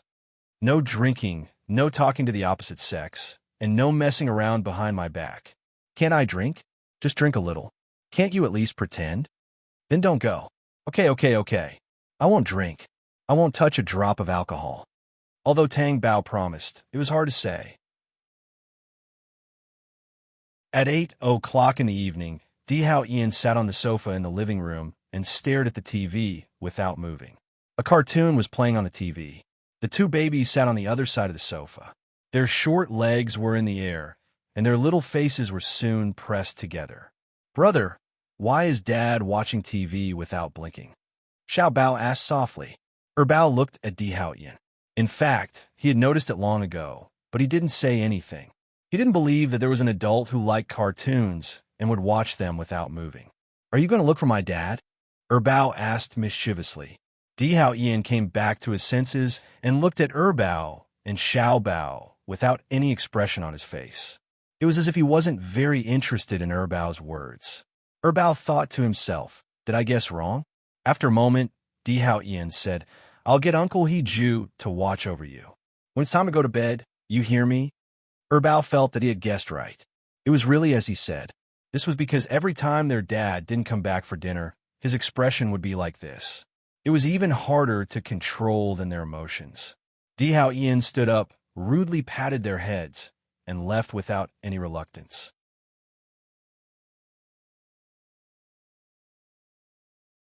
Chapter 801. At this time, Tang Bao, Meng Shi, Cheng Ju, Do Gu, her assistant, the chief editor and deputy editor of the magazine, and the other editors were all drinking and laughing in the private room. I saw the chief editor of women's makeup a few days ago. I was about to greet him, but he turned around and left as if he didn't see me. How ungentlemanly, an editor said. That's for sure. They used to ride on our heads and bully us. Now that they've lost in front of the public, who doesn't know how confident they were back then? If it were me, I wouldn't have the face either. Another editor said. That's right. They're not as arrogant as before. This is all thanks to Do Gu. His sensitivity can be said to be at the level of a genius. He can immediately capture the audience's preferences, Fan Simon said. Do Gu, let me toast you. Chief editor, you flatter me. Thank you. Do Gu raised her glass and drank the wine. After drinking, she turned around and saw Tang Gu sitting in the armrest lazily. Her eyes were half closed, and her face was red. She drank a little too much. The fine light sprinkled down, making the skin on her face look even fairer, tender, and smooth. She was beautiful, adorable, and attractive. Do Gu looked away vigilantly. What was she thinking? This was a man, not a woman. Brother Tang, are you okay? Cheng Ju, who was sitting next to her, asked. Tang Gu, is that all you can drink? In any case, you're still one of the top managers. Someone teased. That's right. I didn't drink much. Tang Bao smiled drunkenly. She didn't like to talk because she was controlled by alcohol, but her mind was clear. She just listened to them. She sat up straight. How can I drink as much as you? I don't usually drink. Aren't I happy today? I just drank a little. It's okay, it's not that serious. Her words were clear, and she didn't sway, but her face was very red. By the way, Tangu, are you going to attend a fashion night? Fan Siming remembered and asked. Yes, Meng Shi and Chengju, Tang Bao said. Do you know that there's a photography and design competition on the fashion night? Fan Siming asked. I heard about it, but I don't have a photographer under me. In the past, they were all assigned by the company. They're not very good. I don't really like them, Tang Bao told the truth. I'll let Do go participate, Fan Siming said. That's a good thing. We can't miss such an opportunity, Tang Bao agreed. Do Gu was prepared to participate in the competition, but when Tang Bao looked at him, he did not look as expectant as the others thought. After putting down the wine glass, Do Gu went out to find the bathroom. When he was washing his hands in front of the mirror, he felt someone standing behind him. He turned around and saw a blushing woman leaning against the wall with her arms crossed as she looked at him. Are you all right? Do Gu asked. Tang Bao shook his head. The alcohol is really strong. As long as it's not too big, I can still stand. Do Gu looked at her. You have something to say to me. Are you ready for the competition? This is my chance. Do Gu said. A chance to turn things around. Tang Bao nodded. He felt dizzy and immediately stopped tapping. You definitely have to participate in the competition. But before you participate, it's best that you investigate the matter of plagiarism. Do Gu frowned as she thought about the feasibility of this matter. It's been 3 years, so it's not easy to investigate. But as long as you have the heart, and it's for your own future, you can work hard. Otherwise, even if you get first place on the day of the competition, you know that this is an online world. If you create hype, not only will it not be beneficial to you, it will also be harmful. The good thing is that you know who your opponent is. Someone like Chun Tian Xiao will definitely not let go of an opportunity to create hype for him.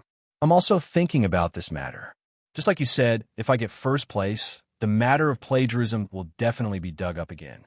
It won't be beneficial to me at all. My ranking might even be revoked because of this, or even worse, my qualification will be permanently revoked. So if I want to participate in the competition, I have to investigate it. Otherwise, there won't be much point in me participating. It's good that you have this thought. Thank you for coming out to tell me all this. And I seem to be overthinking it. Tang Bao narrowed his eyes and smiled. How can that be? This will make me even more eager to see what happens. Let's go back to the private room. Tang Bao turned around and was about to leave when he staggered. Be careful. Do Gu instinctively went to help him. Tang Bao withdrew his arm. No need, I can walk on my own. Do Gu looked at her empty hand and thought. It seems that he doesn't like to be touched by others.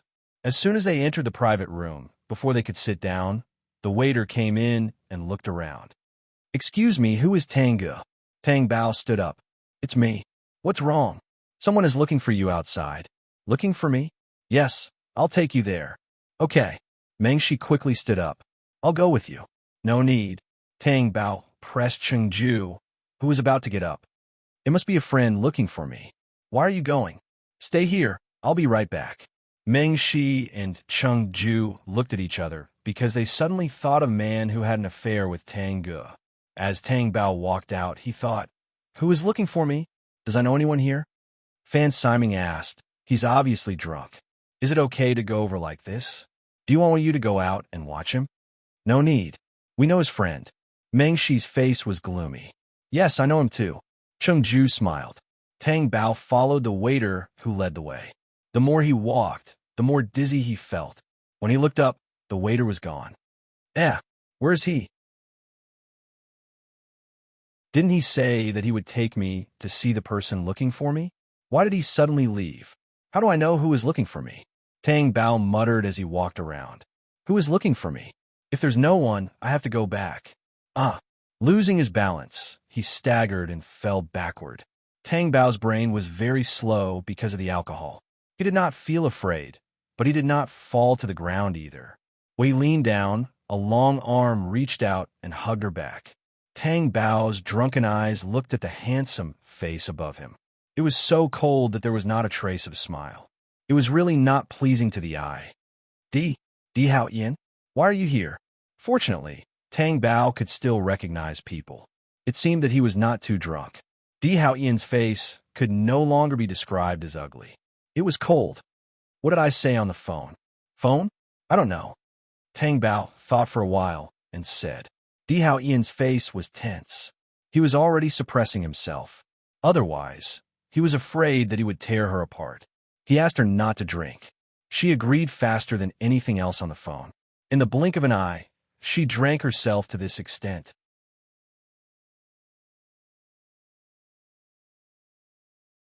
Chapter 802.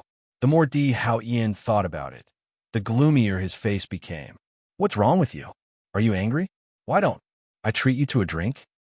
Di Hao Yin tried his best to calm down. He picked up Tang Bao and left. They left the messy bar. A black domineering car was parked at the entrance. When Di Hao Yin was about to get into the car with Tang Bao in his arms, Tang Bao grabbed Di Hao Yin's collar and pouted. I don't want to get in, she said. Where do you want to go then? Tang Bao looked around and pointed forward. Over there. Di Hao Yin looked in the direction she was pointing. There was nothing in front of him, only an endless stretch of asphalt road. Put me down. I'll walk there myself. Tang Bao struggled. Di Hao Yin complied and put her down. Tang Bao walked forward with light steps. Di Hao Yin followed, closely behind to prevent her from falling. Tang Bao walked forward without any destination in mind. There were street lamps on both sides. However, after leaving the brightly lit area at the entrance of the bar, the further they walked, the darker it became. As they walked, Tang Bao stopped. She looked into the distance. There was no one there. Not even a car could be seen. It was as if she could not see the darkness of the future. You don't have to worry about me. My mind is very clear now. I've been to the bar a few times before, but I went back very early because the babies were at home. Every time I go back, I like to walk for a while.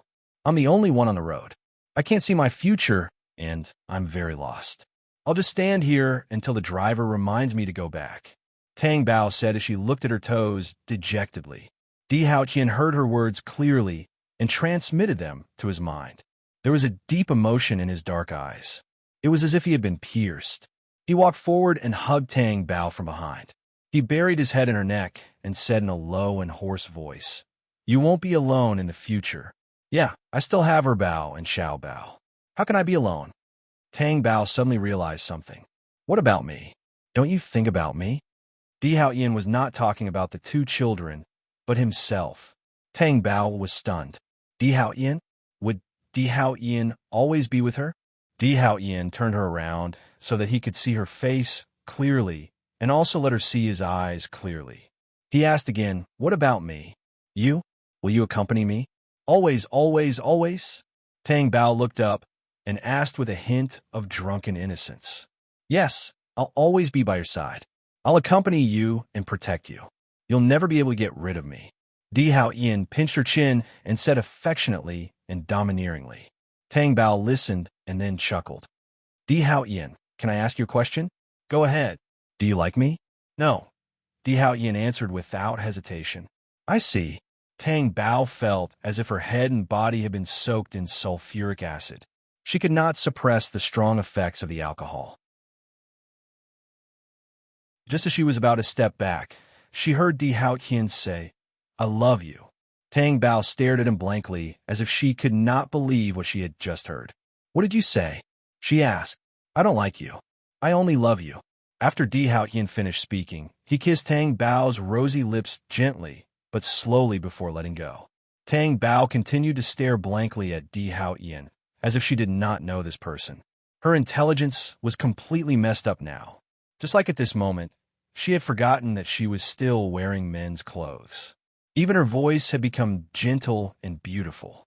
Di Hao Yin, I have another question. I'm listening. Di Hao Yin thought that drinking too much alcohol had its benefits. She would not avoid the question anymore. Why are you so good in that aspect? Was that even a question? Wasn't he always good at that? However, from Di Hao Yin's raised eyebrows and gentle gaze, it seemed that he liked questions about that aspect very much. You're so good that I'm doubting my life. Tang Bao smiled dizzily. Don't doubt it. If you accept it, I could be even better. Tang Bao shook her head reluctantly. I can't stand it here. I can't stand it. Di Hao Yin looked over. Tang Bao's finger was pointing at her left chest where her heart was and asked, Is it too violent? Tang Bao shook her head. Every time you say those words, my heart will beat very violently. It's very uncomfortable, as if it's going to jump out of my chest. What did I say? You said that you want to always be by my side. Some very domineering words. Just now you said that you love me. It sounds very strange here. Tang Bao pointed at her chest and said in a daze. Di Hao Yin looked at her with his dark eyes. So that was what she was referring to. However, it made his heart ache and soften. He thought that she did not feel anything when she heard it. He could not help but hug her forcefully and pull her into his embrace. Do you like it then? Do you want to be with me forever? Tang Bao did not answer him. She only felt that he was hugging her a little too tightly. She moved her body, but did not feel better. You're hugging me too tightly. Then tell me, do you want to be with me or not? If you don't say it, I'll keep hugging you so tightly. Tang Bao lifted her little face and pouted. You're too domineering. Di Hao Yin was tempted by her little mouth and kissed her a few times. He said in a low and husky voice, I'm only domineering towards you. Are you going to say it or not? I don't know. How can you not know? Tang Bao thought about it seriously and then said, Your shoulders are so hard. She pinched them with her two little claws. Di Hao Yin was tempted by her pinching, but he still resisted the urge to know Tang Bao's answer. You haven't told me if you want to be with me. You're so annoying. Let me touch you. She was very unhappy that her hand was being grabbed. She would not stop until she touched him. Then tell me. I'll let you touch me when you're done. Yes. Was this the truth after drinking, or did she say something against her will because she wanted to touch him? What do you want? Di Hao Yin asked. I've already said it. Aren't you annoying? Tang Bao lost her patience. Di Hao Yin could only let her touch him. This feeling really made him tense up. Tang Bao's claws groped Di Hao Yin's body. She pressed his cheeks, touched his arms, and even boldly grabbed his collar. Enough, Di Hao Yin said helplessly. Back to the car. No, it's not enough. Tang Bao mumbled. Why are you getting touchy? Di Hao Yin felt a headache coming on. Who was the one who was touching him? Before he could say anything, Tang Bao's claws pulled his lips. Your mouth, burp. Tang Bao's mouth reeked of alcohol. She paused for a while and continued. Why does it look so good? It looks better than a woman eat. Listening to Tang Bao's nonsense, Di Hao Yin gradually became expressionless and suppressed his inner thoughts. It does look good, but it's always naughty, Tang Bao added.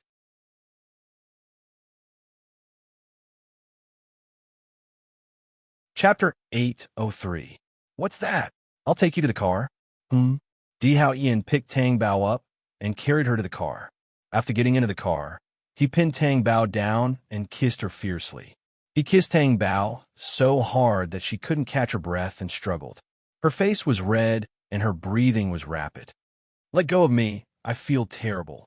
Di Hao Yin looked down at her and said in a hoarse voice, Rest early then. When Tang Bao woke up the next day, she felt as if she had been hit by a train for a whole night. She was clean and refreshed, wearing men's pajamas, but she didn't know what had happened to her because she was exhausted and in pain. No, she knew what had happened, but she didn't know why it had happened. What did that scene look like? She was completely confused. She remembered that she had gone to the bar to celebrate. Later, she was too happy and couldn't refuse his kindness, so she drank some alcohol. She drank one mouthful after another. Anyway, she stopped drinking when she felt that her face was a little flushed. Later, Di Hao Yin came and took her out of the bar. Therefore, the person who had hit her the whole night couldn't have been anyone else but Di Hao Yin. But what had happened after that? Just as she was thinking about this, the door opened. Tang Bao turned around and saw Di Hao Yin leaning lazily against the door. He looked at her with his deep, dark eyes. You're awake? How did you sleep? Looking at Di Hao Yin's refreshed look, Tang Bao was very upset and angry. What did you do last night? You didn't feel anything? It's because I felt terrible that I asked you. You actually took advantage of me. It's just that you were very happy to be comforted by me. Di Hao Yin said calmly. Tang Bao looked at him suspiciously. Did this person think that she could say anything when she was drunk? Very happy? He must have coaxed and lied to her.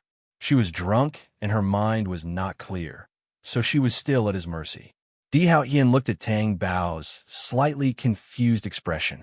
His dark eyes sharpened as he looked at her and asked, "Don't tell me you've forgotten what happened last night. What happened? Isn't it just going to rest earlier?" Tang Bao said angrily, "Have you forgotten what you said to me?" "What did he say? How much do you remember what I said to you?" Di Hao Yin frowned and stared at her sharply. Tang Bao saw that Di Hao Yin's expression was not quite right. Was he going to explode? Just because she didn't remember what he said? Forget it. I'll think about it carefully. Maybe I can remember it, so as not to make him unhappy. Thus, Tang Bao thought very seriously. Di Hao Yin was waiting there, but his expression was definitely extremely ugly. After a long while, Tang Bao slowly raised her head and met Di Hao Yin's cold, dark eyes. What did you say?" Di Hao Yin's face instantly darkened. It was as cold as an ice house, and the air was invaded by the cold. Tang Bao looked at him a little guardedly. "You don't remember a single word?" Di Hao Yin asked, his veins almost popping out. I drank a little too much, so I—" Tang Bao was terrified. What did Di Hao Yin say to her? Why did he look like he wanted to eat her alive? Di Hao Yin did not say a word and turned to leave the room. He was afraid that if he stayed any longer, he would do it until she remembered. Tang Bao stared blankly at Di Hao Yin as he left. What's wrong with this person? His temper is too bad, isn't it? She scratched her head in confusion. What did Di Hao Yin say? Is it very important? Why did she drink so much for no reason? This person did not pursue the matter of her drinking, but kept asking about what she said. How could she remember such a small matter? The two babies ran in, waving their short legs. "Daddy! Daddy!" Xiao Bao climbed onto the bed. "Daddy, why is Daddy angry?" You can tell?" Tang Bao asked softly. "Yes, it's so scary. He even forced me to drink all the milk." Xiao Bao pointed at her fingers pitifully. "That's for your own good. You can grow taller after drinking milk." Tang Bao could not possibly say that Di Hao Yin was taking his anger out on him. He was afraid that it would not be good for the children. If Di Hao Yin continued to be like this, wouldn't it be worse for the children? Tang Bao walked out of the room and deliberately looked for Di Hao Yin's men, but he realized that there was no one. Where did he go? Tang Bao was not in a hurry to find Di Hao Yin. He thought that he was in the study or somewhere else handling some matters. So he went to wash up first. After washing up, he only saw the two babies playing in the living room. Di Hao Yin was still nowhere to be seen. He could not help but ask the two babies, "Have you seen Daddy?" After asking, Tang Bao was stunned. Why did he ask that? Shouldn't he have asked, "Have you seen Uncle?" What the hell? Had she been subtly influenced? Was it all right? Anyway, Di Hao Yin was their father. "Behind Daddy." Xiao Bao pointed with her little finger. "What? Behind?" Tang Bao turned around and saw the person standing silently behind her. She was so scared that she took a step back and looked at Di Hao Yin warily. "Were you just now? Why did he appear and disappear so suddenly? You not eating breakfast?" Di Hao Yin's expression was obviously better. Although he was still a little cold, his eyes were not as scary as before. Tang Bao looked at the clock on the wall and said, "It's almost noon. I'll eat with lunch. There are still 2 hours before lunch. It's okay. I'm not hungry now anyway." Tang Bao thought to herself that she would eat Xiao Bao's snacks later. However, Di Hao Yin did not give her the chance. Without saying a word, he grabbed her wrist and went straight to the dining room. Tang Bao turned around and saw the two babies looking at them, especially Xiao Bao. She was covering her mouth with her little hands and laughing nonstop beside her Bao. "Hey!" Tang Bao lowered her voice. "Can you give me some face and stop dragging me around?" Di Hao Yin sat her down and went to serve her breakfast. It was a Chinese and Western breakfast. Tang Bao looked up at Di Hao Yin. "It's okay to eat like this normally. Lunch is in 2 hours. Eat as much as you can. Eat everything. Balanced nutrition." Tang Bao pursed her lips and stopped resisting. It was useless anyway. Di Hao Yin sat opposite her and watched her eat. He He said, I'm going back to D City in the afternoon. Oh, it's okay. You can go and handle it, Tang Bao said quickly. Are you happy that I'm leaving? Di Haotian frowned. Did I smile? I didn't, right? Since there isn't, how can I be happy? Tang Bao said reasonably. Di Haotian could tell what she was thinking and did not want to expose her. Anyway, he was coming over tonight.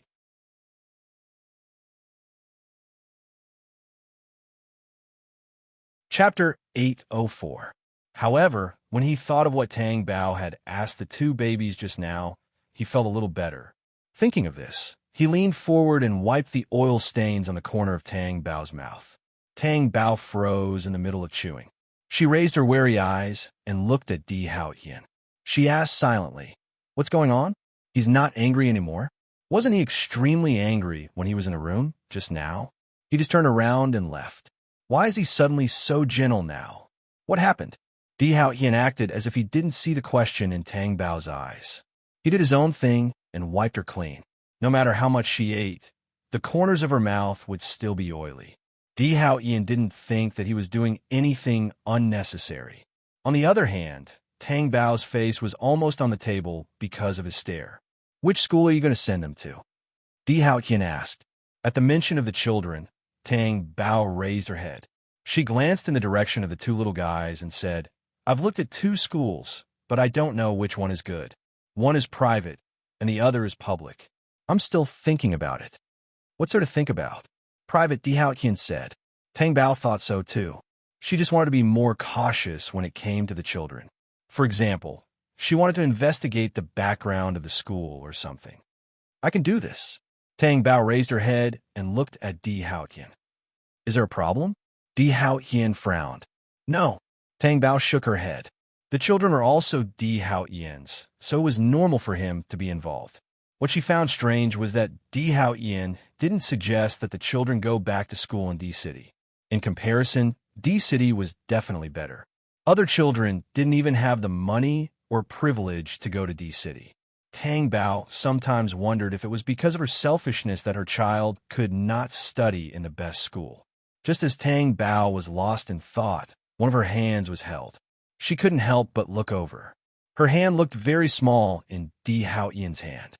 If they are talented, it doesn't matter where they are. Di Haotian's black eyes were so deep, like a whirlpool in a black hole that was about to suck her in. Tang Bao's fingers twitched involuntarily. Why was Di Haotian always able to see through her even though she didn't say anything? Was it because his gaze was too penetrating? Lai Yuansheng had been waiting in Tang Bao's office for an hour, but there was still no sign of him. Her assistant, Xiao Ding, had been waiting by the side as a punching bag. I say, does your manager Tang have eyes on top of his head? Xiao Ding said innocently, no, he's the same as us. Lai Yuansheng was so angry that he wanted to curse. Thinking about it, what should he curse now?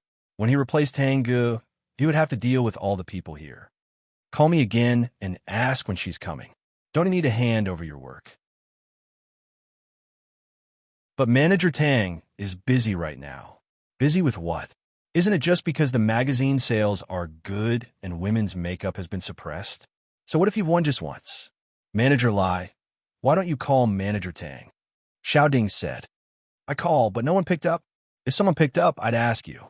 Xiao Ding felt that she had never been bombarded like today since she started working. However, she was just a small assistant. When faced with such a situation, she could only endure it. But this was the situation in front of her. If Manager Tang really quit, what would she do? Wouldn't she have to suffer like this forever? As for why Tang Bao hadn't returned to the branch office after lunch, it was because she was currently at the head office in Liang Jichao's office. President Liang, I only have this request. Nothing else. Liang Jichao seemed to be in a difficult position. When the fashion night is over, you can take over the position of deputy director. It won't take long, but I've already asked Manager Lai to take over your work. Everything else has been arranged. Tang Bao was neither anxious nor impatient.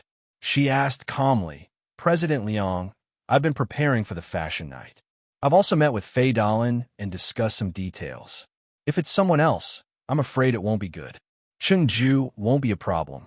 You know Meng Shi's temper. If he doesn't go when the slots are up, It won't be good if there's more news. I'm telling the truth. There's no meaning in it. The key is that when I leave the branch office, Meng Shi and Cheng Ju can follow Manager Lai willingly. If the fashion night is done well, the company will be able to get a considerable amount of resources. This will only be good for the company, don't you think? Since Liang Jichao was heartless to her, it was natural for her to lie. In short, she didn't care if the fashion night was good for others. Since she was leaving the company, she had to leave a way out for herself. When it came to benefits for the company, Liang Jichao was a cunning person. Tang Bao believed that he would agree. Liang Jichao had tried this trick of burning the bridge after crossing the river and killing the donkey under the millstone. So in the end, Liang Jichao nodded. Okay, then wait until after the fashion night. I admire your workability very much, and I believe that there won't be any problems.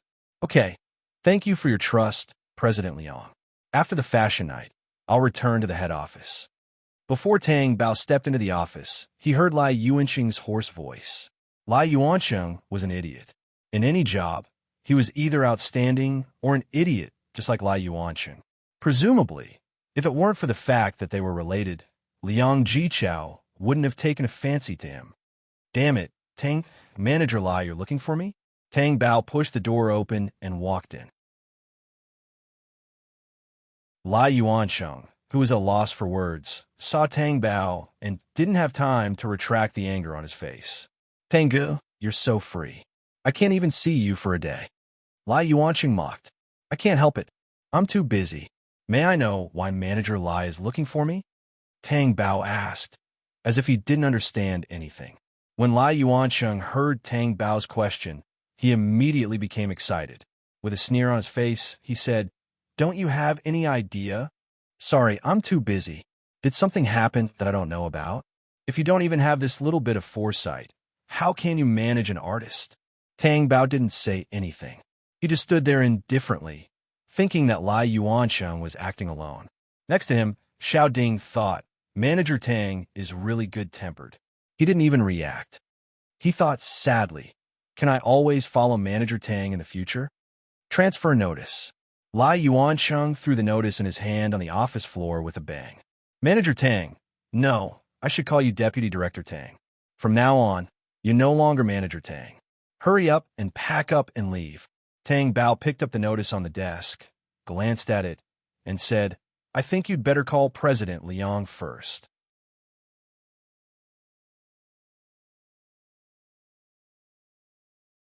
Chapter 805. President Liang. What? But?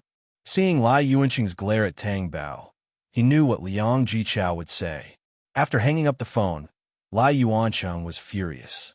Tang Ge, what did you say to President Liang? What are you trying to do? Manager Lai, you're wrong. What do you think I'm trying to do? We're both thinking about the company's future. Otherwise, President Liang wouldn't let me continue to be an agent. Don't you think so? Isn't Manager Lai thinking about the company's future? If President Liang sees through your thoughts, it won't be good. Tang Bao said with a smile. Lai Yuanqing was so angry that he couldn't speak for a long time. Let's see how long you can be smug for. Just wait and see. After saying that, he turned and left. Wait a minute, Manager Lai. Tang Bao stopped him and handed over the things in his hand. You forgot to take the transfer notice. Lai Yuanqing took it back fiercely and left angrily. At the head office, in Liang Jichao's office. President Liang, Uncle Liang, didn't you say that you would make Tang Ge a figurehead first and then let him leave? Why are you still letting him be an agent now? I said that I would let him return to the head office after the fashion night. Uncle Liang, don't you believe in my ability? Lai Yuanqing asked unwillingly. Liang Jichao was furious when he heard this. Don't you know how much you're worth? You're not as good as Tang Ge. Even if I want to train you well, I have to consider the company first, right? Uncle Liang, how can you achieve great things in the future if you have such poor patience? I know, I'll bear with it. I'll listen to you. Lai Yuanqing could only say so. He didn't want Liang Jichao to say that about him and make it sound like he was useless. Tang Bao sat down in his office and prepared to look at the promotional news of the fashion night in the past, especially Dou Ji's year. Except for that year, which was a little big, the rest was pretty much the same. Often, the news that couldn't be seen was more shocking than the news on the internet. There was a knock on the door. Xiao Ding pushed the door open. Manager Tang, someone is looking for you. Tang Bao looked up and saw Do Gu walking in. Why are you here? Am I not welcome? It was too unexpected. Have a seat. Tang Bao ordered Xiao Ding. Go and pour some tea. No need. I have something to tell you. After sitting down on the sofa, Tang Bao asked, Is this your investigation? That's not it. But don't worry, there's no problem. Do Gu said, That's good. Then why are you looking for me? Tang Bao couldn't quite guess it. Aren't Meng Shi and Cheng Ju going to the fashion night? Yes, I'm preparing for it. However, it's a little difficult to find a designer. The designers in the company are useless. They can't come up with good works. Tang Bao didn't like them, so he wanted to go outside to look for a designer. I'll do it. What? Tang Bao was surprised. You mean you're going to help them design? Yes. Do Gu, you're already very busy. You have to investigate the old cases, participate in the photography design competition, and design for Cheng Ju and Meng Shi. Is that okay? If I couldn't, I wouldn't have taken the initiative to look for you. Tang Bao thought for a moment and knew that Do Gu came because she was grateful to her. Actually, she also hoped that would be the case. Do Ji's talent was quite good, and her sensitivity and visual beauty were better than others. Therefore, she nodded. If it's you, then I'm more confident that they'll be in the limelight at the fashion night. However, I hope that you can get first place, understand? Since you have so much confidence in me, I can't let you down. With Do Ji's participation, tailor-made designs for Meng Shi and Cheng Ju were quickly arranged. Such preparations were probably even more so for the others. It was a rare competition that only happened once a year. Everyone wanted to be in the limelight and raise their status to a higher level. Tang Bao was no exception. However, she was only thinking about her artiste, not herself. She had no interest in being in the limelight. She didn't like to be in the limelight. On the day of the fashion night, champagne beauties, handsome young men, and fresh meat were simply dazzling.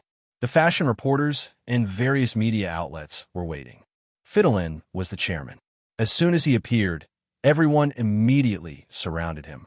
There were reporters and celebrities. He was like a delicious cake. Tang Bao looked like he couldn't squeeze in, so he watched from a distance. Beside him were people he knew, Fan Siming, Meng Shi, Cheng Ju, Do Gu, and the little assistant.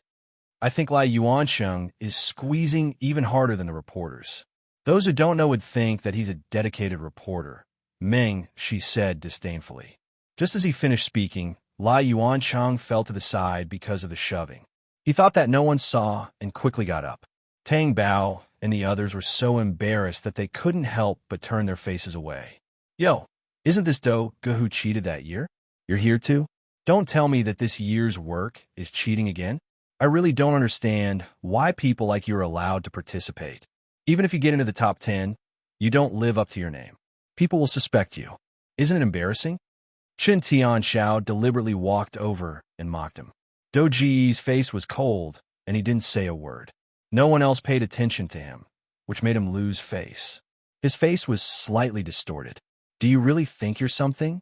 Let me tell you, you came here for nothing. The first place this time is mine. Then I'll congratulate you in advance, Do Gu said expressionlessly. Chen Tianxiao was about to gloat when he added, I just hope that it won't be like women's makeup. The celebration banquet will be for nothing. You, Chen Tianxiao's expression was extremely ugly. Your mouth is powerful, but unfortunately, the fashion night won't give your work bonus points. Just wait for the moment when you'll embarrass yourself. With that, Chen Tianxiao left with his arrogance and temper. Go, why are you pulling me? Meng Shi could finally speak. If I don't pull you, you'll be noisy? He dares to be so arrogant in front of me. If it weren't for the occasion, I would have taught him a lesson. Meng Shi was even more arrogant than Chen Tianxiao. Cheng Ju suddenly interrupted. Not bad. You know how to take the occasion into consideration. Cheng Ju, what did you say? Meng Shi was angry. I didn't say anything. Cheng Ju said expressionlessly. Do you think I'm deaf? Mikir got close to Tang Bao's ear and whispered Have they always quarreled like this? Are you curious? My friends have been asking me if they are a couple. As soon as Mi Kuer finished speaking, her collar was lifted from behind. Mi Kuer saw Meng Shi's angry face. If you talk nonsense again, I'll throw you out. Mi Kuer was dumbfounded. Short? You don't have to hit me like this, do you? Tang Bao frowned. Meng Shi let go of Mi Kuer unhappily.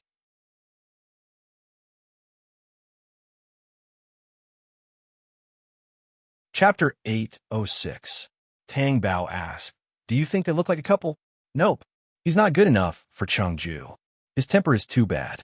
Unfortunately, Meng Shi heard this. It was even more unfortunate that because Tang Bao was around, Meng Shi did not dare to flare up and could only endure it.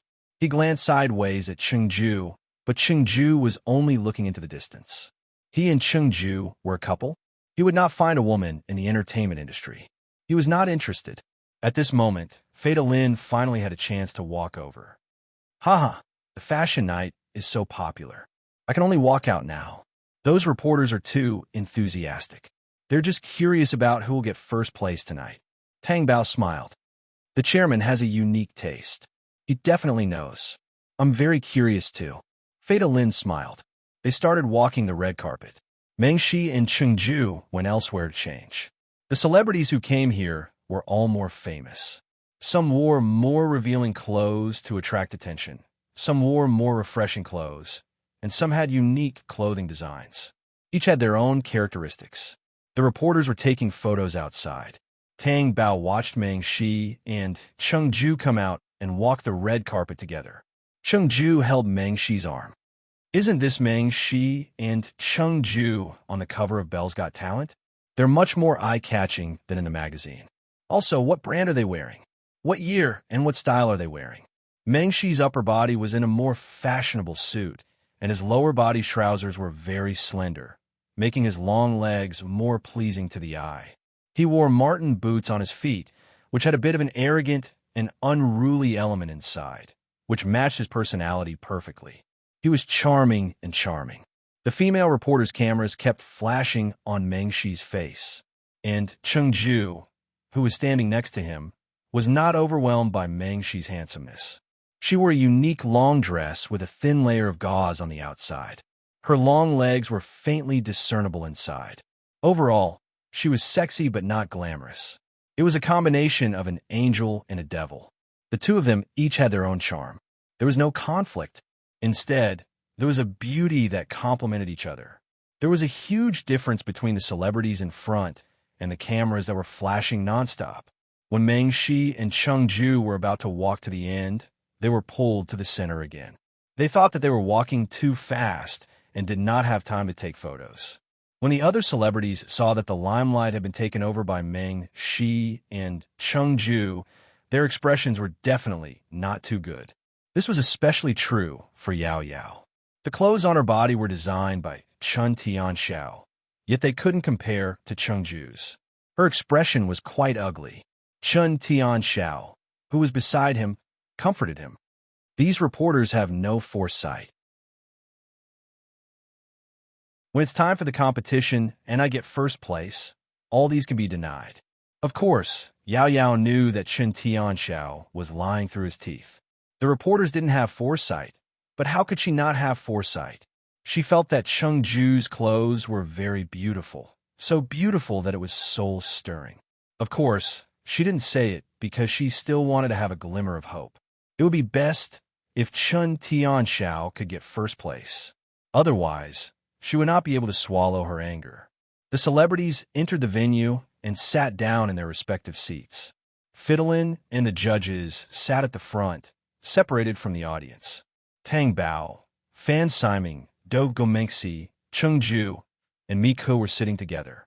Before they even started, they could already hear the other designers talking.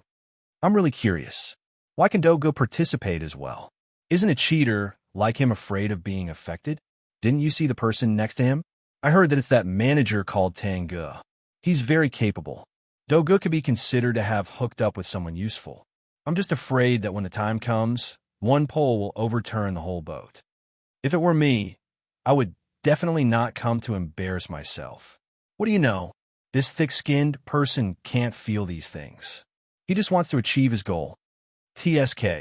Even if he gets first place, he's definitely plagiarized. Tang Bao and the others did not make a sound and pretended not to hear it. After the competition started, the works of the photographers were presented one by one and replaced one by one. At the end, only two were left, Chun Tianxiao and Do Ge. The judges were whispering to each other. They didn't know what they were talking about, but they knew that they were doing the final evaluation. Chun Tianxiao looked at Tang Bao, Do Ge, and the others mockingly and said proudly, "I don't believe that a plagiarist can have any future. If he got first place, it would be embarrassing. If he got second place, there's even less to fear." However, Chun Tianxiao felt that such a person would not get second place. He was ready to attack Do Ge on this day and make him disappear from the fashion industry forever. Next, the rankings are out. The host kept them in suspense. I don't know who is the rising star of the fashion industry in your hearts. Let's reveal it together. Congratulations, Chun Tianxiao. Chun Tianxiao immediately stood up happily and waved at the other photographers with a smug look on his face. Congratulations, congratulations. Congratulations, congratulations. Congratulations. It was simply congratulation from all directions. Tang Bao and the others had different expressions on their faces. Do Ge was still calm, but Mikura looked unwilling. If it was not first place, it was useless every time. Fan Siming also frowned. Meng Shi and Chengju were even more unwilling to hear such a result. Just as everyone was congratulating, the host continued, "Congratulations to Chun Tianxiao for getting second place. His works every year make us look at him in a new light." The congratulatory voices stopped abruptly. Chun Tianxiao's standing body suddenly froze, and his face was as stiff as his body. Wasn't he the first place? Wasn't he called the first place? So, if he was the second place, then the first place was... Chun Tianxiao was too ashamed to look at Do Ge, and he wanted to shout a few words in his heart. But on such an occasion, if he lost his demeanor, it would be very degrading. He had to sit down with extreme embarrassment. Then there is no suspense. The next first place is Do Ge. Congratulations to Do Ge for getting first place. Your works make us feel the deep meaning of fashion and tell us that fashion has a soul. Congratulations. Do Ge stood up and bowed slightly in other directions to show his self-cultivation. Mikura next to him clapped excitedly and was about to cry. Tang Bao looked at him and smiled. They felt that Do Ge deserved it. However, the other photographers were not convinced. Are you kidding? How did he get first place? Don't tell me he copied it from somewhere and we don't know about it? I think he must have used some means. I heard that Tang Ge and Fidolin have a deep friendship, and Tang Ge helps Do Ge. So, the first place must belong to him. What's the difference between this and being predetermined? If we had known it was so unfair, why would we participate in the competition? Are we free? Yes, it's an insult to us. Of course, Chun Tianxiao was the most unbalanced in his heart.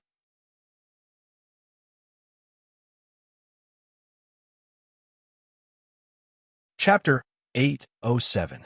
He was very indignant. Hence, at this moment, Chun Tianxiao stood up and walked onto the stage. MC, can I borrow your microphone for a moment? The MC was stunned by this situation. What kind of segment was this? Why didn't anyone tell her? Was it a last-minute performance? The MC couldn't say anything and let go of the microphone. Chun Tianxiao said into the microphone, "I believe that Doji's first place is well-deserved. The judges are also fair, but I'm also worried that things aren't that simple. I'm sure everyone here knows that 3 years ago, Do Ge was also first place, but she did plagiarize her work. It's very painful for us. I hope that this time, Do Ge will show her own ability and not plagiarize again. What do you think?" The MC didn't expect him to say such a thing and was instantly embarrassed. The judges couldn't say anything because it was the truth. That year, Doji's plagiarism incident was indeed very big, and it was only gradually forgotten 3 years later. They didn't expect it to be brought up in such an occasion. It was indeed very disadvantageous for Do Ge. I don't want the judges to be deceived by such a person, and I'm also very worried that such a thing will happen. If that's the case, it will be an insult to every talented person here, Chen Tianxiao said. The people below the stage immediately whispered to each other. Of course, those words were definitely not pleasant to hear. To them, plagiarism was intolerable for anyone. Fan Simon looked at Tang Ge. Tang Ge didn't look panicked and was very calm, just like his expression when he first entered the venue. He was also very worried that if this matter really blew up, it wouldn't benefit Do Gu at all. In fact, she would no longer have the right to stay in the fashion industry in the future. He couldn't help but feel that it was a pity. I have no choice but to speak of this matter today, because today is too similar to 3 years ago. Do Gu was first, and I was second. Then it was exposed that Do Gu plagiarized other works of mine. I just want to ask Do Gu the truth now. Is your first place unworthy of the title? If you admit it now, we can still forgive you.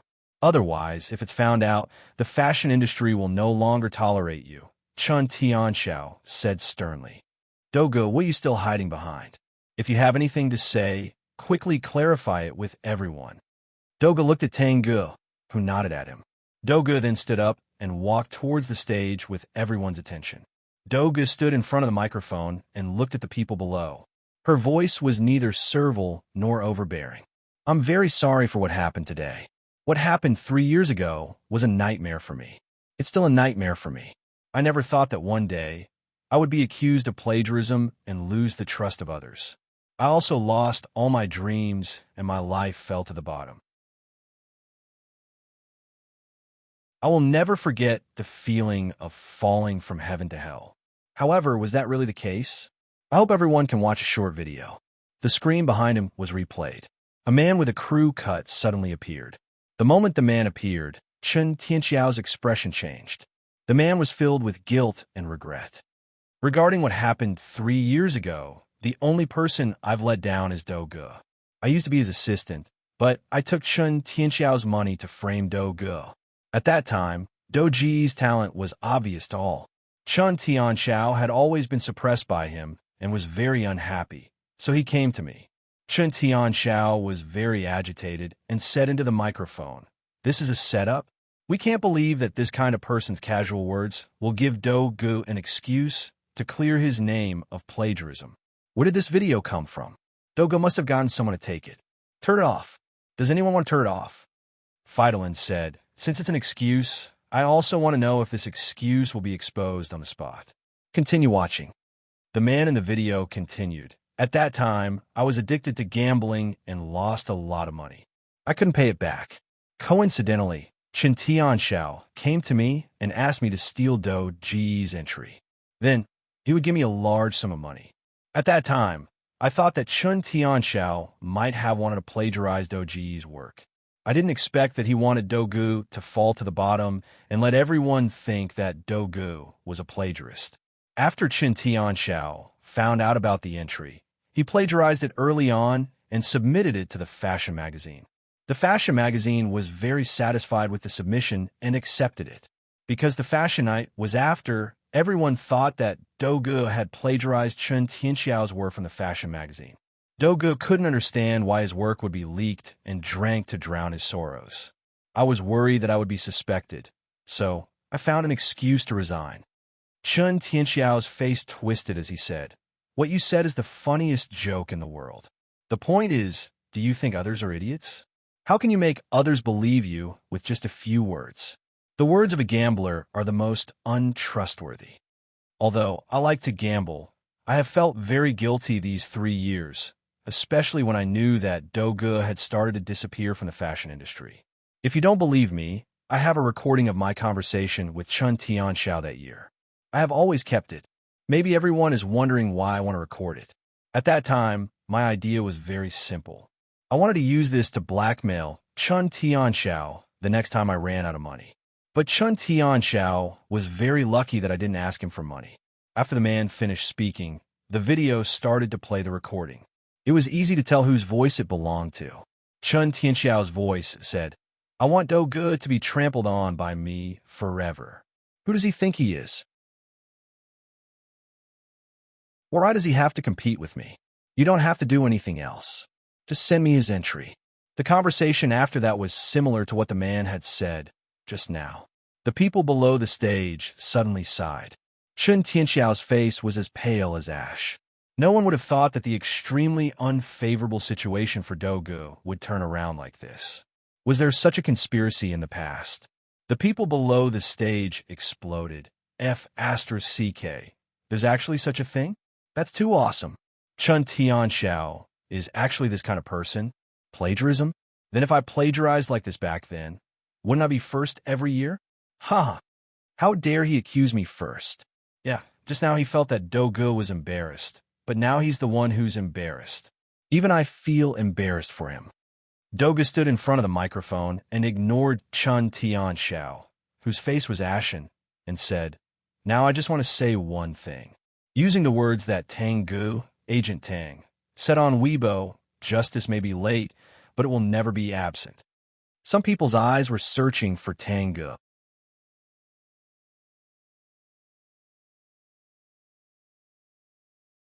Chapter 808. She didn't want to be the center of attention. This time, Doji's first place was truly deserved. 3 years. Dogu, who had been living in the shadows for 3 years, could finally stand under the sun. He would probably never forget this moment for the rest of his life. After the event, there was a grand fashion banquet. Other than Chun Tianxiao and Yao Yao, everyone else was there. Dogu came over to toast Tanggu and looked at the drink in her hand. Do you like this flavor? Female celebrities drink more? Haha, what a coincidence. I like fruit juice too. She just didn't want to drink and get drunk again. Thank you for today. Here's to you. Dogu clinked her glass and drank it in one gulp. Tang Bao looked at her and didn't say anything. In the end, she also drank all the wine in her glass. Do you know? In the past, I valued first place very much. I felt that I had to get first place or else it would be meaningless. But today, when I clear my name, I suddenly realized that first place isn't important anymore. Dogu had a self-deprecating look on her face. That's normal, because you've realized that nothing is better than being relaxed all over. First place brings nothing but fame and fortune. These things are often the main culprits of burdens. Of course, you can't refuse first place when it's yours, Tang Bao said with a smile. I know. It's just that I won't be as persistent as before. By the way, someone wants to see you. Who is it? Before Dogu could say anything, the voice sounded impatient. Oh my God, I can finally catch my breath. The younger generation is too enthusiastic. Yu Lianlian? Why is she here? Indeed, she was in Chao's camp, but her heart was elsewhere. Tang Bao looked at her in a daze. When Yu Lianlian walked in front of her, she immediately regained her composure. Hello. Ah, we meet again. Dogu was surprised. You know each other? No, we just met. Tang Bao smiled. It seems that we have a common hobby. I also like this flavor of wine, Yu Lianlian said as she looked at the wine glass in Tang Bao's hand. What? Isn't this a drink? That's right, fruit juice wine. It's not a beverage, but it tastes like one. Moreover, it had a higher alcohol content than other wines. I didn't expect you to be such a good drinker. Tang Bao was stunned. Was there anything more deceptive than this? Come, let's have a drink. Yu Lianlian touched her cup. Can I not drink it? Tang Bao asked directly. Of course not. Yu Lianlian was also straightforward. The Tang Bao wanted to faint. She had just drunk one glass, and now she wanted to drink another glass. He had no choice but to drink. Otherwise, he could just run away after drinking it. Otherwise, if he got drunk to the point of not being able to recognize his parents, it would be embarrassing if something happened later. Disgracing himself was nothing, but he was afraid that his identity would be exposed. After drinking a glass of Tang Bao, before he had a chance to find an excuse to leave, Yu Lianlian put her hand on his shoulder. I don't know why, but I feel like I hit it off with you. We've only met twice, right? Don't you think this is fate? The Tang Bao thought to himself, it's not just twice. Vice President Yu, if Zhou Jisen finds out that you're hooking up with a young hunk like me, don't you think it'll be difficult to clean up the mess? The Tang Bao signaled to Dogu with his eyes and dragged Yu Lianlian away. However, Dogu smiled awkwardly at this scene indicating that there was nothing she could do. Hence, the Tang Bao was dragged to another place by Yu Lianlian to chat. In the empty lounge. It's so noisy outside. Yu Lianlian handed a glass of wine to the Tang Bao. It was the same one they had just drunk. The Tang Bao braced himself and took it. He thought to himself, did Yu Lianlian misunderstand the word fate? Why didn't she think so? Yu Lianlian couldn't tell that she was the Tang Bao either. It was really troublesome. Was there a woman who chased after you outside my company the other time? The Tang Bao thought that it must be one Malay. So he nodded. I think there was such a person. Does she want to enter the entertainment industry? Or are you going to sign her? This. Yu Lianlian must have thought that one Malay wanted to enter the entertainment industry. So she chased after her. Don't sign it. Why? The Tang Bao was stunned. He thought that Yu Lianlian was here to put in a good word for Wan Malay. Look at her. She's not suitable for the entertainment industry. You've been in the entertainment industry for so long. Don't you know about those underhanded things?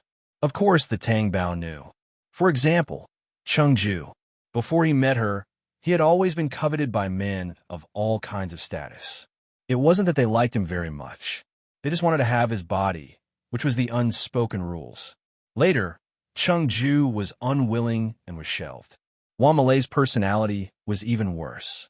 She might fight with those men. Thinking of that, the Tang Bao couldn't help but laugh.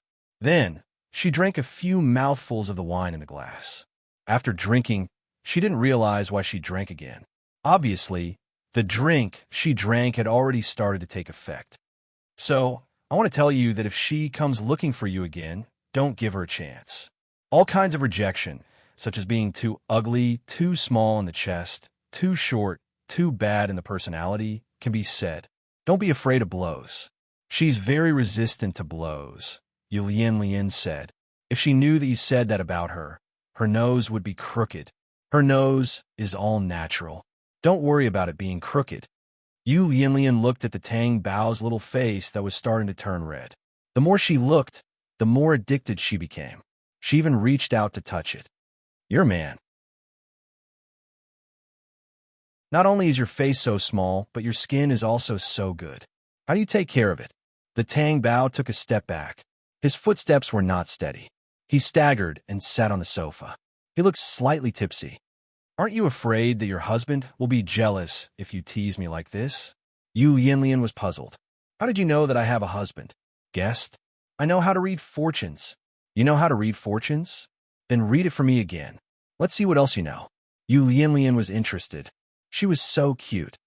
You were divorced before, and now you've remarried. Yu Lianlian was surprised. How did the people in the entertainment industry know about this? Even Doga didn't know. In the past, she had a secret marriage. After all, she was a big star and didn't like people invading her privacy. Therefore, no one knew that she had been married before. Not to mention that she had remarried. This Tango was amazing. He didn't even need to read her palm. He knew it just by looking at her face in a drunken state. Then what else can you tell? I can tell that you've given up the entertainment industry for your husband. Yu Lianlian had never been superstitious in her life and didn't believe in such things. But why did this Tanga look like he knew everything? Could he really read fortunes?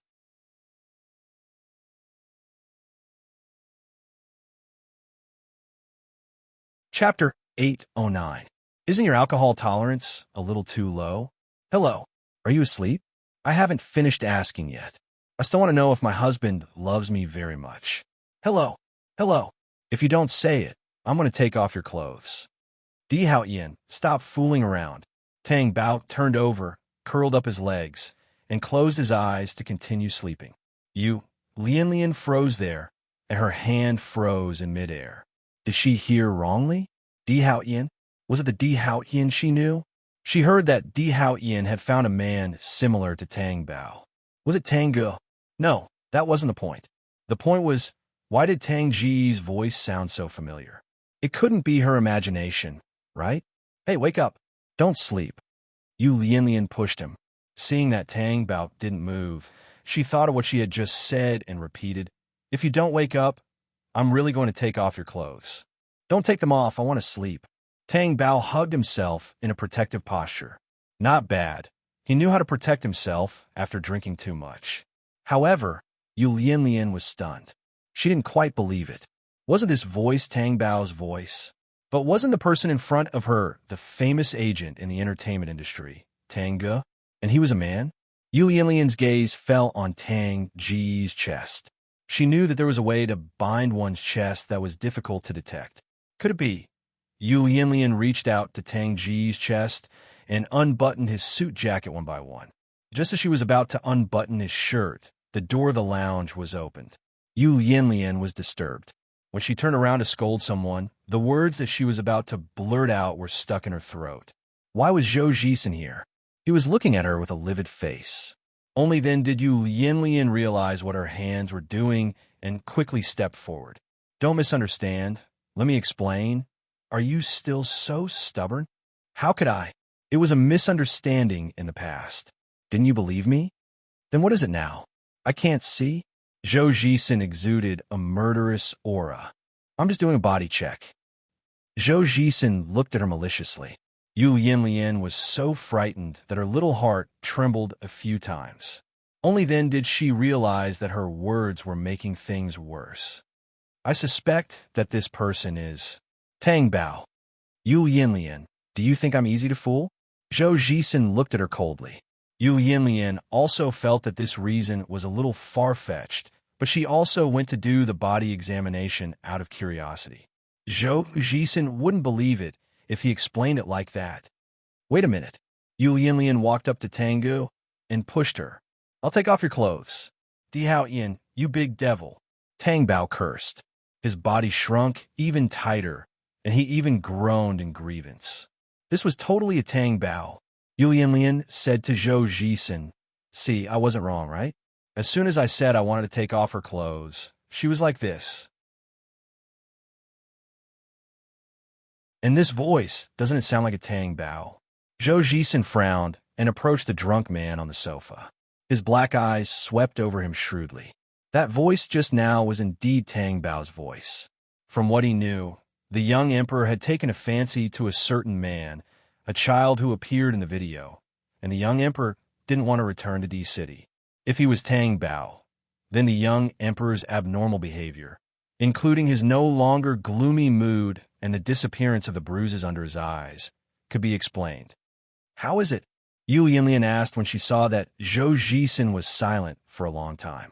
She's really lucky. Not only did she not die, but she also snuck into the entertainment industry. Zhou Jisen's words made Yu Lianlian even more certain that Tang Ge was Tang Bao. I can't believe it. She came back from the dead. Could it be that the young emperor has come back to life? I thought it was a man who had the ability to make the young emperor who had lost his soul return to normal. Yu Lianlian looked at Tang Bao's face that had been modified with makeup. I actually didn't recognize her even after meeting her twice. If she wasn't drunk and her voice didn't return to how it used to be, and she kept saying Di Hao Ian, I really wouldn't have noticed. You'd better button up her clothes, Zhou Jisen reminded her. That's right. Di Hao Ian is very possessive. Don't let him think that something happened. It'll be terrible if that happens. Yu Lianlian stepped forward and buttoned up Tang Bao's clothes. At this moment, the door was pushed open. Yu Lianlian was shocked when she saw the person who walked in and quickly hid behind Zhou Jisen. Di Hao Ian looked at the two of them coldly and then looked at the defenseless person sleeping on the sofa. His expression was terrifying. You want to take off her clothes? Di Haoqian glanced at Yu Lianlian. Of course not. I'm helping her button up. Yu Lianlian thought to herself, please don't ask me why the Tang Bao's buttons were unbuttoned. She couldn't find an excuse to absolve herself. She couldn't say that Zhou Jisen was the one who unbuttoned it. She might as well say that she was the one who unbuttoned it. After all, she was a woman. Zhou Jisen was a man. Fortunately, Di Hao Ian didn't ask any more questions. He stepped forward and buttoned up Tang Bao. He even buttoned up the topmost button. It was simply tight. Yu Lianlian sighed in her heart. Young Master Di, do you have to protect her like this? You don't even let people see her neck? Isn't this possessiveness too scary? Fortunately, it wasn't a man who unbuttoned Tang Bao's buttons. Otherwise, that man would have seen the king of hell and wouldn't have suspected anything. Di Haoqian carried Tang Bao in his arms. Tang Bao shook her head in Di Hao Ian's arms. Only when Di Hao Ian fixed one of her hands on his chest did she calm down. However, a certain someone's face was red, and she was very dissatisfied. She even muttered, "Di Hao Ian, big devil, bastard." Di Hao Ian acted as if he didn't hear her and looked at Zhou Jisen. With a warning, he said, "Watch your woman." After saying that, he left. After disappearing, Zhou Jisen glanced coldly at Yu Lianlian. Without saying a word, he turned around and left. Yu Lianlian followed him in her high heels. Don't you think the young Master Di is very strange? Shouldn't his focus be on the Tang Bao, scolding him? Why does it seem like he didn't hear anything? I suspect that even if Tang Bao slapped the young Master Di twice on his left cheek, he would still send his right cheek to her to continue slapping. He would even ask if her hand hurt. If I tell this to others, they wouldn't believe me. The young Master Di is the legendary devil. Zhou Jisen, I've said so much. Why are you ignoring me? By the way, I haven't asked you yet. Why are you in Boiling City? Zhou Jisen ignored her and continued to walk forward. Then, Yu Lianlian blocked his way. I'm talking to you. What do you want me to say? Are you still angry? I've already explained it to you. And you saw it too. That's Tang Bao.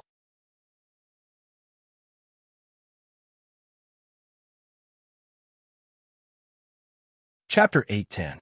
I didn't do anything else. I just came to attend the banquet. Yu Lianlian really had to hand it to him for being so petty. Then how did you get to know him when you didn't know that he was Tang Bao? And the two of you were alone in the lounge? Zhou Jisen questioned her with an unpleasant expression. Hey, Yu Lianlian was helpless. Can you not be like this? Does that mean you have this reaction when I talk to other men? Don't you find it tiring? I've already booked a room. Let's go together? Zhou Jisen's face was cold as he turned to leave. Yu Lianlian panicked. She knew that she had said the wrong thing, but was Zhou Jisen someone who was easy to coax?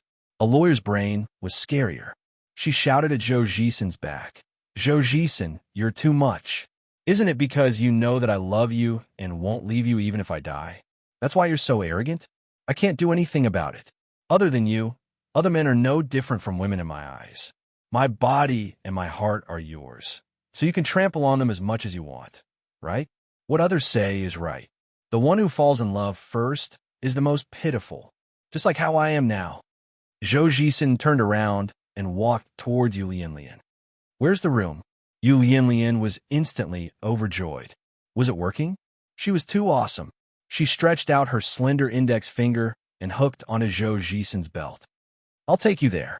When they reached the room, Zhou Jisen fiercely placed Yu Lianlian on the bed and warned her, if I find out that you've been seducing me, I'll make sure you lose everything except for your underwear when we get divorced. Yu Lianlian fumbled around outside for a while. Her fingers hooked onto her little clothes. Here, I don't want these anymore. I'll give them all to you. She was clearly trying to tell Zhou Jisen that she wasn't wearing anything underneath. Zhou Jisen's breathing became heavy, and he directly covered her. The Tang Bao was really so drunk that she couldn't even recognize her parents. No, she was so drunk that she couldn't even recognize Di Hao Ian, including her home. When she entered the house, she insisted on getting off. She wobbled and then asked, "Where is this? Why don't I recognize this place?" Di Hao Ian hugged her waist and held her in place. He asked dangerously, "So, if I were a bad person, would you be so unguarded?" At this moment, Tang Bao did not have the brain to think about his words. He looked at Di Hao Ian with a silly smile and then made a biting action. It was very cute. It made Di Hao Ian laugh. He couldn't help but pinch her face so that she couldn't move when facing him. Do you think I won't be angry just because of this? Don't you know that drinking is bad for your health?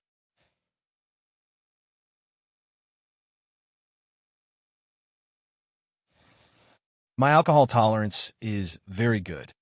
Tang Bao giggled.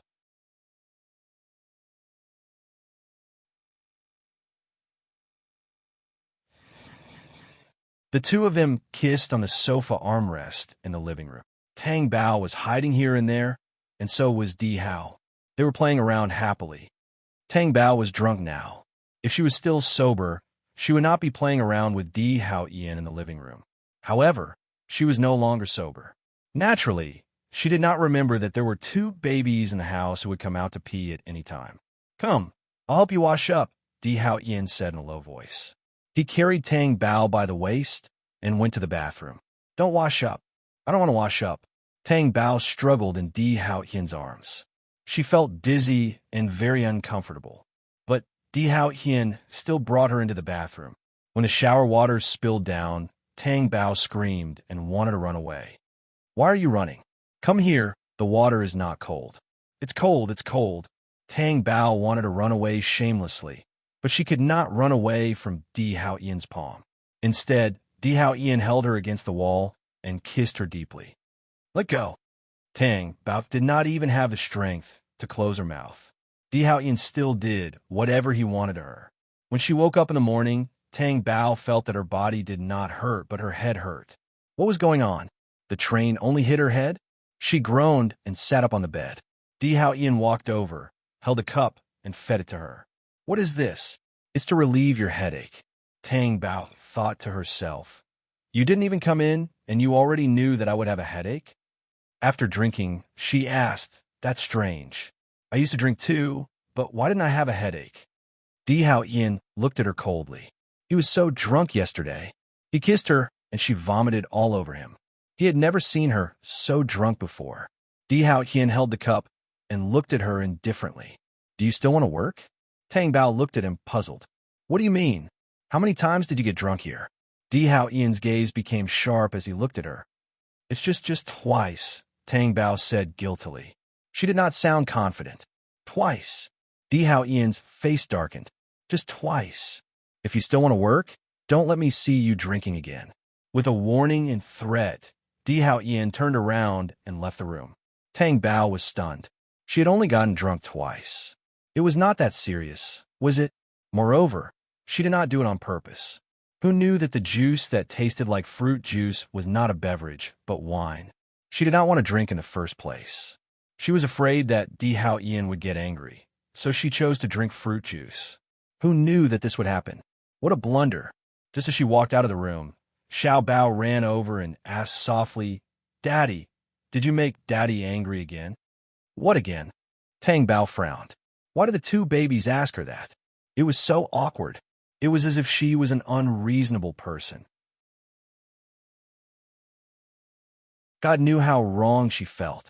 She did not want to cause any negative thoughts in the 2 babies, so she said, Of course not. Your daddy is not angry. I did not provoke him, Bao said. Then go talk to him.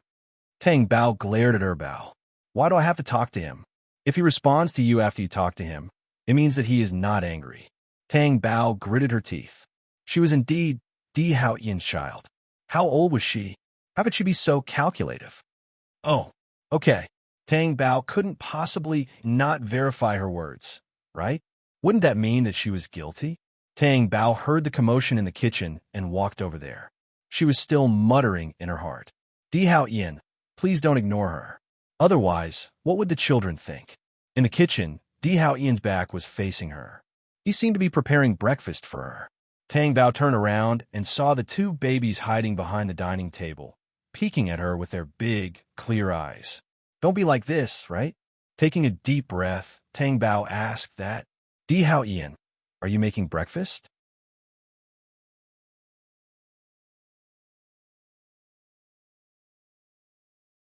Chapter 8:11. I'm going to faint. Say something.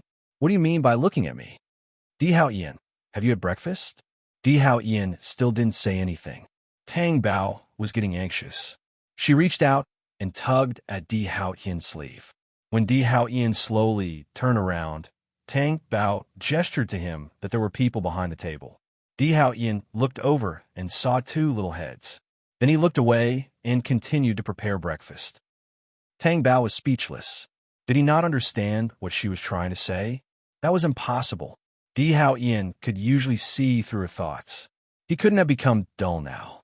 He must have done it on purpose to embarrass her. Do you want me to help you? Tang Bao asked. Di Hao Yin ignored her and brought the breakfast to the table. Tang Bao was sure that Di Hao Yin did it on purpose. Of course, she knew that this breakfast was for her. Was he going to ignore her? She wasn't going to eat. Oomph. Tang Bao raised her chin and proudly left the table. She even said, "Everyone, I'm going to work. I won't be eating breakfast." Di Hao Ian's face was a little dark. He could calmly ignore Tang Bao, but when this little one refused to eat breakfast, he couldn't stay calm anymore. He went forward and grabbed her wrist. "Eat breakfast." Tang Bao looked at Di Hao Ian smugly. Di Hao Ian's face was tense. He knew that she was playing tricks, but he couldn't do anything about it. He couldn't let Tang Bao walk out of this apartment on an empty stomach. "Oh, what a sumptuous breakfast. Di Hao Ian, have you eaten? If you haven't, I won't eat either." Di Hao Ian's face became even more tense. "I haven't eaten." Then he sat down opposite Tang Bao. When Tang Bao saw Di Hao Ian's expressionless face, he felt that even when Di Hao Ian was expressionless, his charm did not diminish. She picked up a poached egg and placed it on Di Hao Ian's plate. "Eat more then." Di Hao Ian glanced at her and then gave her his poached egg. It was equivalent to a new person. With a smile on her face, Tang Bao did not say anything and continued eating her breakfast. However, Di Hao Ian's eyes were fixed on her. He wanted to see Tang Bao's cute face. The two treasures, who were hiding behind the dining table, watched carefully. They thought, "So she really isn't angry. That's strange. Why did you change the poached egg? Could it be that the taste was different?" The poached eggs they ate every day all tasted the same. When she returned to her room to change her clothes, she was pressed against the wardrobe by Di Hao Ian. Even the Tang Bao could not guard against it. She blushed and glared at Di Hao Ian. "What are you doing? Are you still going to the office today?" "I'm not telling you." Tang Bao could not control her body, and her face turned even redder. "Di Hao Ian, you let go of me. I like to do this to you." Di Hao Ian bit her little mouth a few times. Tang Bao gasped in pain. I'm not going to the office today, okay? So you're not biting anymore? Then what do you want?" Tang Bao could not push him away. His strength was frightening. "I want to do something beautiful with you," Di Hao Ian said happily and wantonly. Tang Bao's heart skipped a beat. The redness on her face extended to her slender neck. I want. Di Hao Ian, that's enough." Tang Bao resisted pitifully. "I want to make up for last night." Di Hao Ian kissed her fair and tender face. "Don't." Tang Bao was puzzled. The first time she got drunk, Di Hao Ian scared her so much that she could not get out of bed. But last night, she was so drunk. Why didn't Di Hao Ian do anything to her? "Why didn't you do anything to me last night? You threw up." Why didn't she know? Di Hao Ian's slender fingers caressed her little face. "So, don't drink again next time. If you hurt your body, I'll be the one in pain. Do you understand?" Tang Bao's eyes sparkled when she heard Di Hao Ian's words of love. Her face started to heat up. Di Hao Ian looked at her deeply with his dark eyes. He seemed to be able to hear Tang Bao's erratic heartbeat. She had said when she was drunk that she could not stand his words. Di Hao Ian only felt his heart burning. He lifted her chin and kissed her. Tang Bao's long eyelashes fluttered. Why was he doing this again? They kissed for a long time. Tang Bao felt that she would have suffocated to death if he had been a second later. Di Hao Ian looked at Tang Bao with infatuation. He felt that he especially loved to see her being bullied. It always made his heart beat faster. Tang Bao could only speak when the oxygen returned to her brain. "Why do you always like to bully me? I want to kiss you when you're awake. I want to kiss you when you're asleep. I want to kiss you when you're talking. I want to kiss you when you're eating. I want to kiss you when you're in front of me. I want to kiss you when you're not in front of me. I want you to come back quickly so that I can kiss you." Tang Bao blushed and looked at Di Hao Ian with her heart racing. His thin lips were wet from the kiss. She did not know whose saliva it was. She lowered her gaze in shame. Why did this person always say such things that made her feel uncomfortable?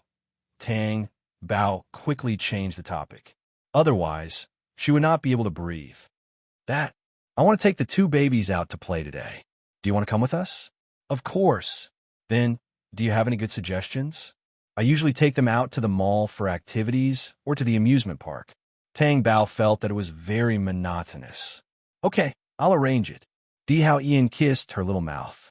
Tang Bao blushed and her heart raced. She did not say anything. In the end, The four of them went to the entertainment club in their sportswear. There were all kinds of entertainment facilities inside, such as swimming, golf, horse racing, playing all kinds of ball games, and so on. After Tang Bao went in, she thought that it was indeed different from the way she took care of the children. If it were her, she would never have thought of bringing the children here. Moreover, she felt that it was too high-end. Was it okay to bring the children here?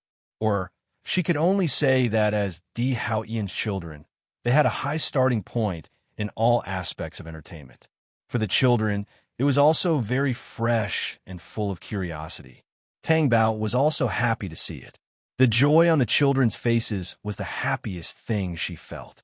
First, they played squash. The four of them could play together.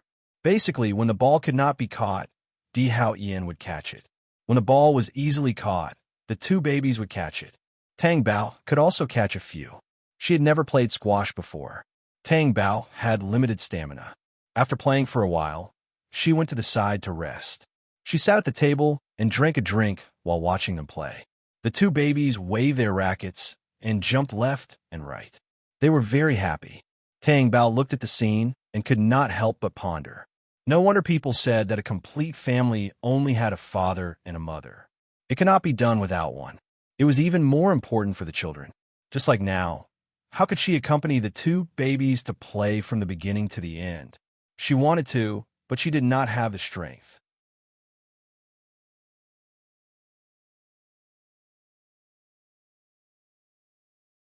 Chapter 8:12.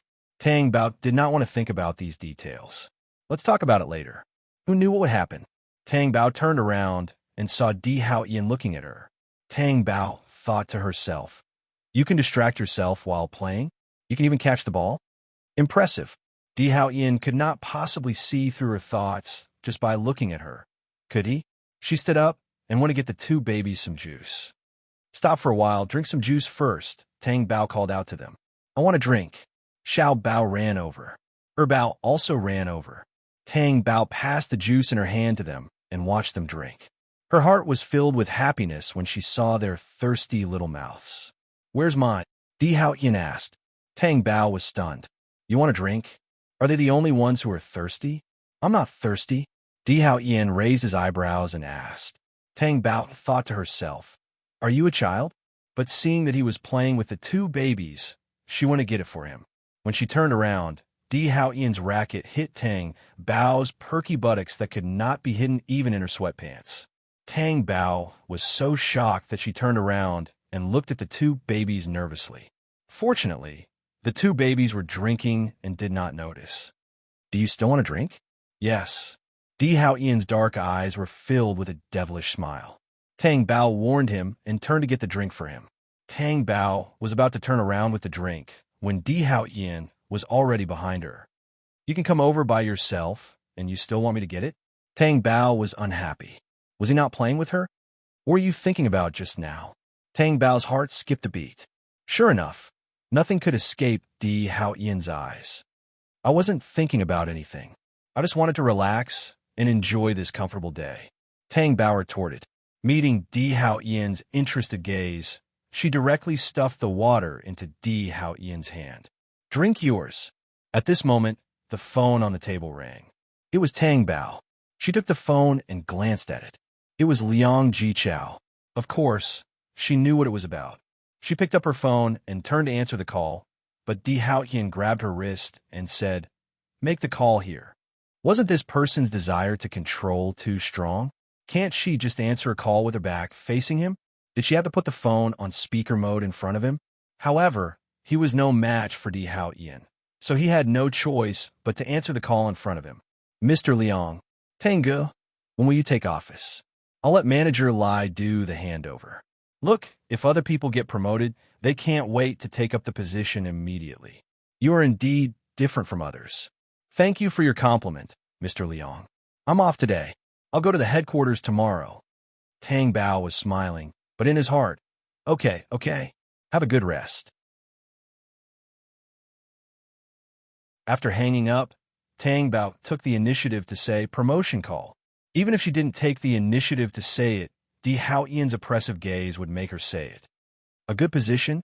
Tang Bao looked at the two treasures who were playing basketball in the distance and couldn't help but relax. He said to Di Haotian, "On the surface, it's a promotion, but in reality, he wants to make me a figurehead. The position of deputy director is for retirement."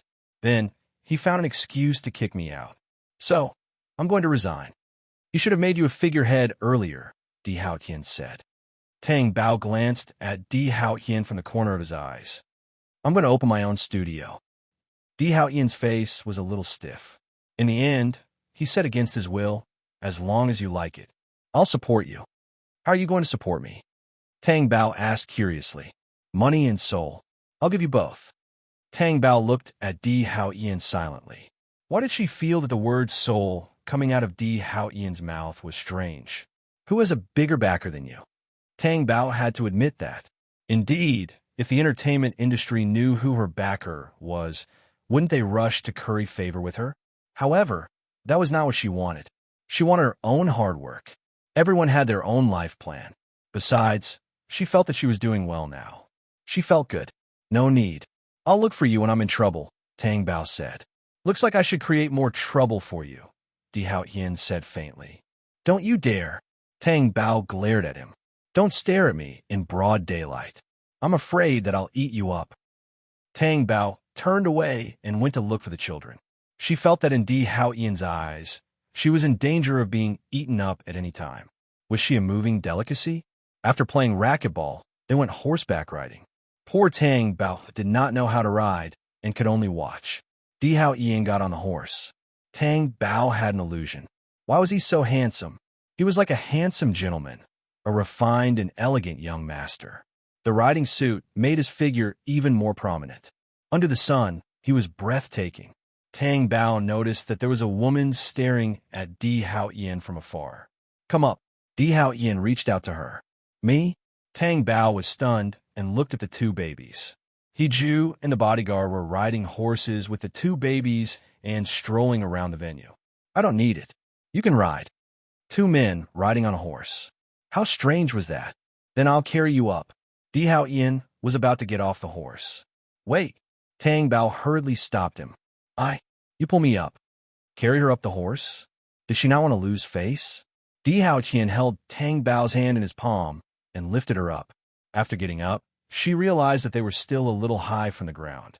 "Don't be afraid. I'm behind you." Di Haotian's deep and hoarse voice was right next to her ear. Tang Bao relaxed a little and asked again, "Do you know how to ride a horse?" "Yes." "Oh." She did not know that. "Do you want a jockey to lead you? Will it be safer?"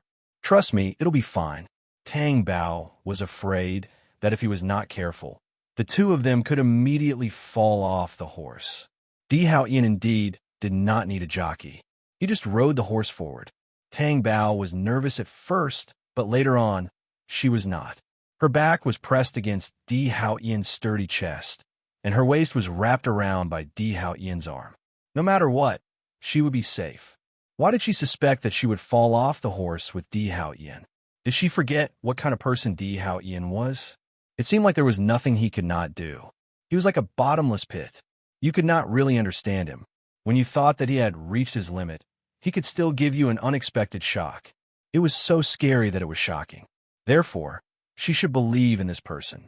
However, she could not stay calm when the people at the racecourse looked at her strangely. Di Haotian urged his horse into the forest beside them. "Hey, why are you riding here?" Tang Bao asked. "There won't be anyone watching here. Won't other people come in like us?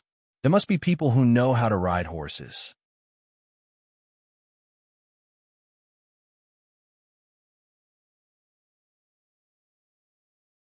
Chapter 8:13. She was supposed to bring the children out. How did it end up like this? The two treasures will definitely look for us. We've been away from the racecourse for a long time. Tang Bao could not figure it out and tried to divert her attention. "You can't figure it out? Then I'll continue." No. I want. Tang Bao was so flustered that she was about to break out in a cold sweat.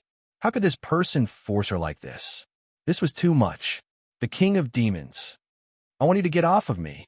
It'll make me very happy." Di Hao Hien saw that she had held back for a long time before she finally said this sentence. However, he did not intend to let her go. Shall I start? Don't. I hope you never get close to Lan Wanru. Tang Bao shouted with her eyes closed. Even she herself was scared. She was so scared that she did not dare to open her eyes. Why would she make such a request? What was she thinking? What would Di Hao Ian think of her after hearing what she said? What right did she have to make such a request of Di Hao Ian? Even she herself felt that it was unrealistic. Di Hao, I said it because I was delirious. Just pretend that I didn't. Tang Bao hurriedly explained with her eyes closed. However, before she could finish, she heard Di Hao Ian's concise answer. All right, he said. After he said that, Tang Bao felt her lips being kissed. Her long eyelashes fluttered, and her eyes opened slightly. The person who was kissing her was Di Hao Ian. Just now, when he said, okay, why didn't he let her finish her sentence? She had just said it carelessly without thinking.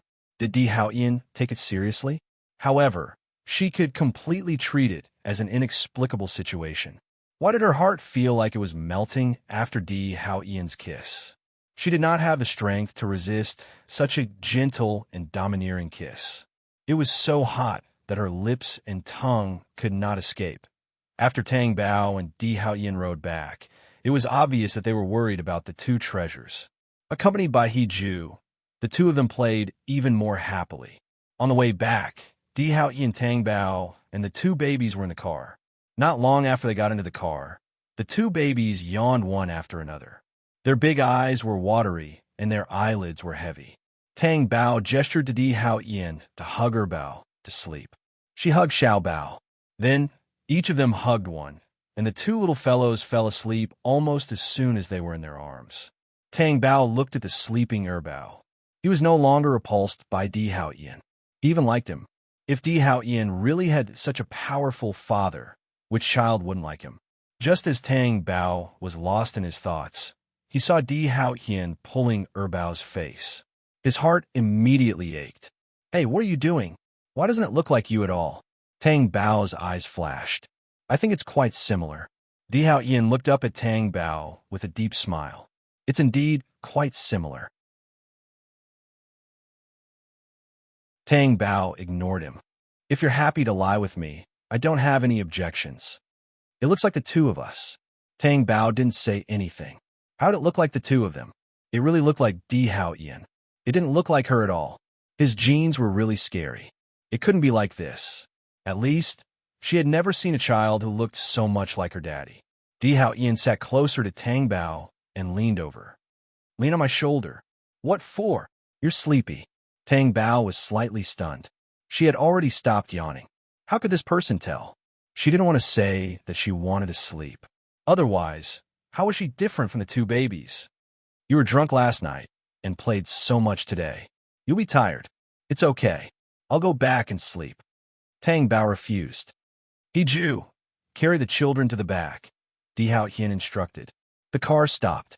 He Ju and the bodyguards carried the two sleeping little guys to the back car. Di Hao Hien. The car door closed, and the car continued to move forward. Di Hao Ian pulled Tang Bao over and let her lie down. Her head rested on his strong thighs. He looked at her with his deep black eyes. Go to sleep. Those two are your biological children. Aren't you being too biased? Wouldn't normal people value their children more after having children? He was the opposite of other people. It's obvious that I'm biased. Do they have a problem with that? Di Hao Ian didn't feel guilty at all. His long and rough fingers stroked her delicate chin. I'm only biased towards you. Tang Bao's face heated up. Her gaze flashed to the other side. It wasn't like she couldn't tell. It wasn't just a little bias. Tang Bao thought that she wouldn't be able to sleep like this. But not long after, her eyes closed. In a daze, she felt a feather-like kiss on her lips. But she didn't have the energy to care. She fell asleep. The next day, Tang Bao went to the office. It was almost 10 o'clock when she arrived. Anyway, she wasn't going to work in the company anymore. Why did she have to wake up so early? Actually, she was already awake. It was just that she couldn't get out of bed because Di Hao Ian had pressed her down on the bed and kissed her. Thinking about what Di Hao Ian had done to her, she felt hot all over. Her face and ears were red. Just as she reached the office, Xiao Ding ran over. Manager Tang, someone is waiting for you in the office. Who is it? Yu Yanlian. Xiao Ding looked surprised. Although Yu Yanlian had left the entertainment industry, it didn't mean that no one knew about her. She was so famous back then. She couldn't be underestimated. Tang Bao thought, why is Yu Yanlian looking for me? I met her at the cocktail party last time. Is she going to continue with this fate? Tang Bao didn't know what had happened in the lounge at the cocktail party. He thought that Yu Yanlian didn't know anything. Tang Bao pushed the door open and went in. He saw Yu Yanlian sitting on the sofa and playing with her phone. When she saw Tang Bao come in, she turned her face away. Tang Bao felt that there was a hint of a mischievous smile in Yu Yanlian's eyes. What does she mean? Tang Bao looked calm on the surface. He walked over and said in a low voice, "Hello. I'm sorry. I didn't know you were coming. Otherwise, I wouldn't have kept you waiting." Yu Yanlian put down her phone and looked at Tang Bao from head to toe. How does it feel to be in the entertainment industry? Was it tough at the beginning? Tang Bao thought, what kind of situation is this? It's okay. It's my job. But I'm really impressed by you. Tang Bao smiled. Did you come here specially to praise me? Yeah, why can't I? I think you should be praised. I wanted to come and look for you yesterday, but I thought that you might be drunk and need to rest, so I came today. Yes, I rested at home yesterday, Tang Bao admitted. I know about you and the young master being together. Yu Yanlian smiled slyly. Tang Bao felt that there was no one who didn't know, right? However, she still didn't quite understand. She could only pretend not to know and ask, Di Hao Yin?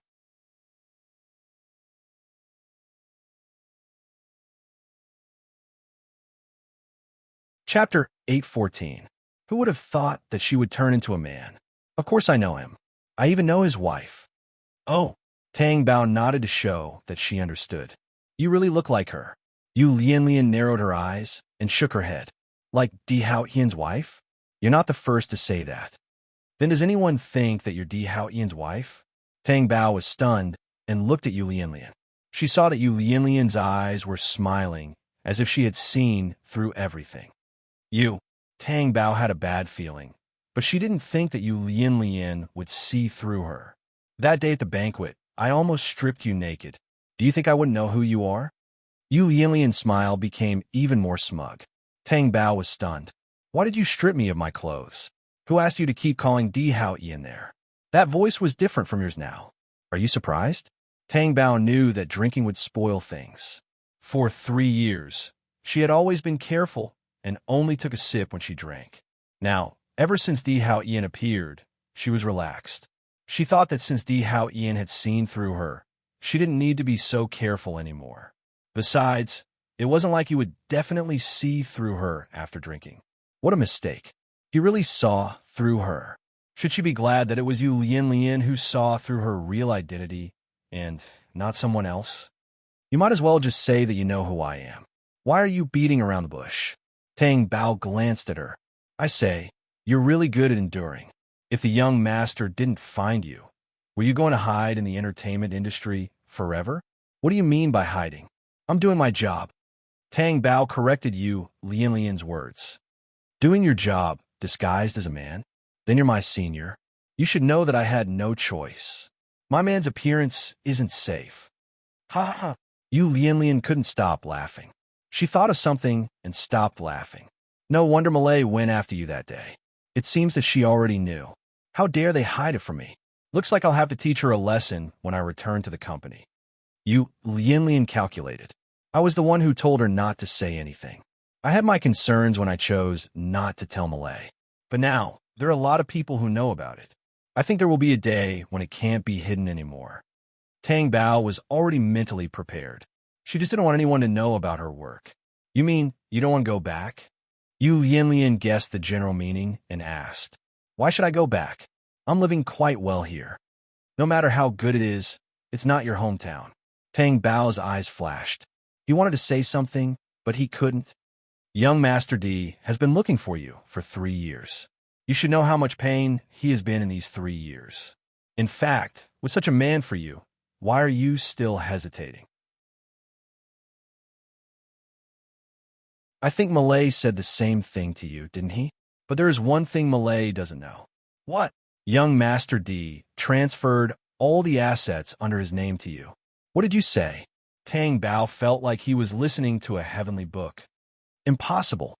If it was transferred to my name, how could I not know? Young Master D transferred it by breaking up or getting a divorce. You might not understand, so I'll put it more simply. That is, if young Master D divorces you one day, the entire tea will be yours. If he dies, the tea will be yours. No one will have a share of it if it's yours alone. Tang Bao stood up in shock and looked straight at Yu Lianlian. His voice was trembling. Are you joking? Only Zhou Jisen knows about this. You know, Zhou Jisen is a lawyer. He didn't tell me about this. I found out about it myself. It seems that your father's signature is on the legal document. Her father's signature? How could there be her father's signature? When did that happen? Tang Bao suddenly remembered that year. Tang Qishan was seriously ill. He seemed to have something to say to Di Hao Ian and even chased her out. She couldn't hide outside the room and eavesdrop even if she wanted to. Later, Zhou Jisen came. That was the first time she saw Zhou Jisen and knew that he was a lawyer. She thought that Di Hao Ian came because of the division of Tang Qishan's assets before he died. Now it seemed that it was far from that simple. Her doubts at the time were right. Because if it was the division of assets, why didn't she be present? In other words, if there was such a transfer of assets on that day, it must have been proposed by Tang Qishan. But why did Di Hao Ian agree? Was he crazy? Tea was his D family's business.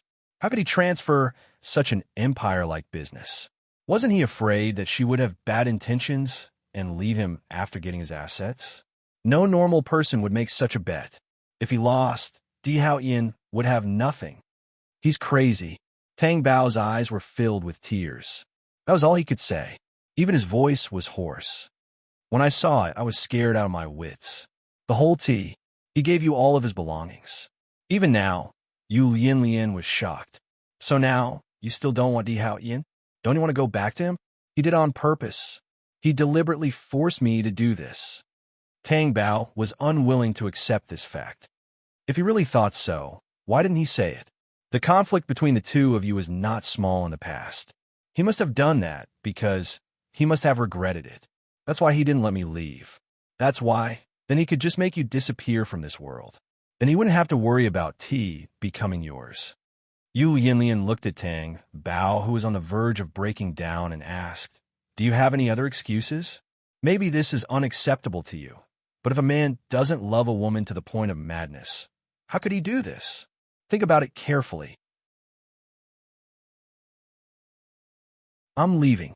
After Yu Lianlian left, Tang Bao didn't even raise her head. She sat on the sofa in a daze. Tears kept falling from her eyes. How could she accept such a thing? How could Di Hao Ian give tea to her? What was he thinking? Was she that important to him? Could Di Hao Ian be any crazier? Did he ask for Yu Songhuan's permission to do this? Even a lawless person wouldn't be like him, right? If old Master D knew what he did, would he be so angry that he would climb out of his coffin? Now, Tang Bao was very weak. It was as if all the strength in her body had been sucked out. However, her tears continued to flow. Even if she went back and asked Di Hao Ian to change the will, he would not agree.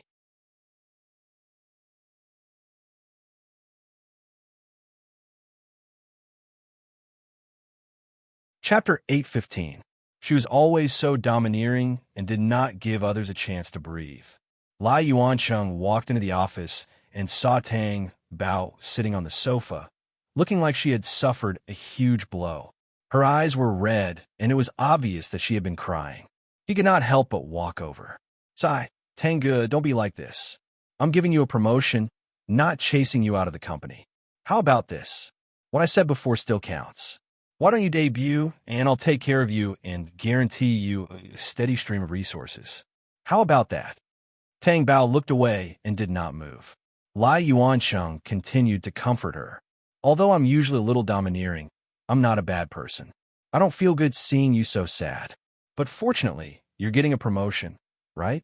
Everyone else is rushing to take this position. You're the lucky one. Tang Bao felt that it was too noisy. She turned around and looked at Lai Yuancheng's disgusting face and asked, Can you not insult the word domineering? Lai Yuanqing's expression changed. Tang Ge, what do you mean by that? Tang Bao could not be bothered to talk nonsense with him. She did not have the energy now. There's nothing to hand over. I've already sorted out the arrangements and information of a few artists on the computer on the desk. You can take a look yourself. If there's no problem, you can come and talk to me. Humph, you're still so arrogant, even when you're about to die. Lai Yuancheng was so angry that his eyes were about to pop out. Halfway through the handover, the office door was pushed open and Meng Shi and Cheng Ju entered. Meng Shi sat down on the sofa, casually. Sorry, I had a scene in the morning, so it was delayed until now. You're handing over work, right? Then let me say it. I want to terminate my contract with the company. What did you say? Lai Yuancheng, who was facing the computer, was stunned. Cheng Ju was expressionless. I want to terminate my contract too. Wait a minute. Lai Yuancheng stood up anxiously. Why do you want to terminate your contract? Are you going to pay the termination fee? I don't think I have any termination fee, right? Meng Shi asked with a frown. Lai Yuanqing's expression froze because Meng Shi was a special case in the company. When Meng Shi came to the company to develop, this was his only request. The company saw that she had a family background and was pretty look, so they agreed. But now, he had actually terminated his contract? Lai Yuanqing was extremely anxious. He turned to Cheng Ju and said, Cheng Ju, he doesn't need to pay. You have to. Can you afford it? Why can't I afford it?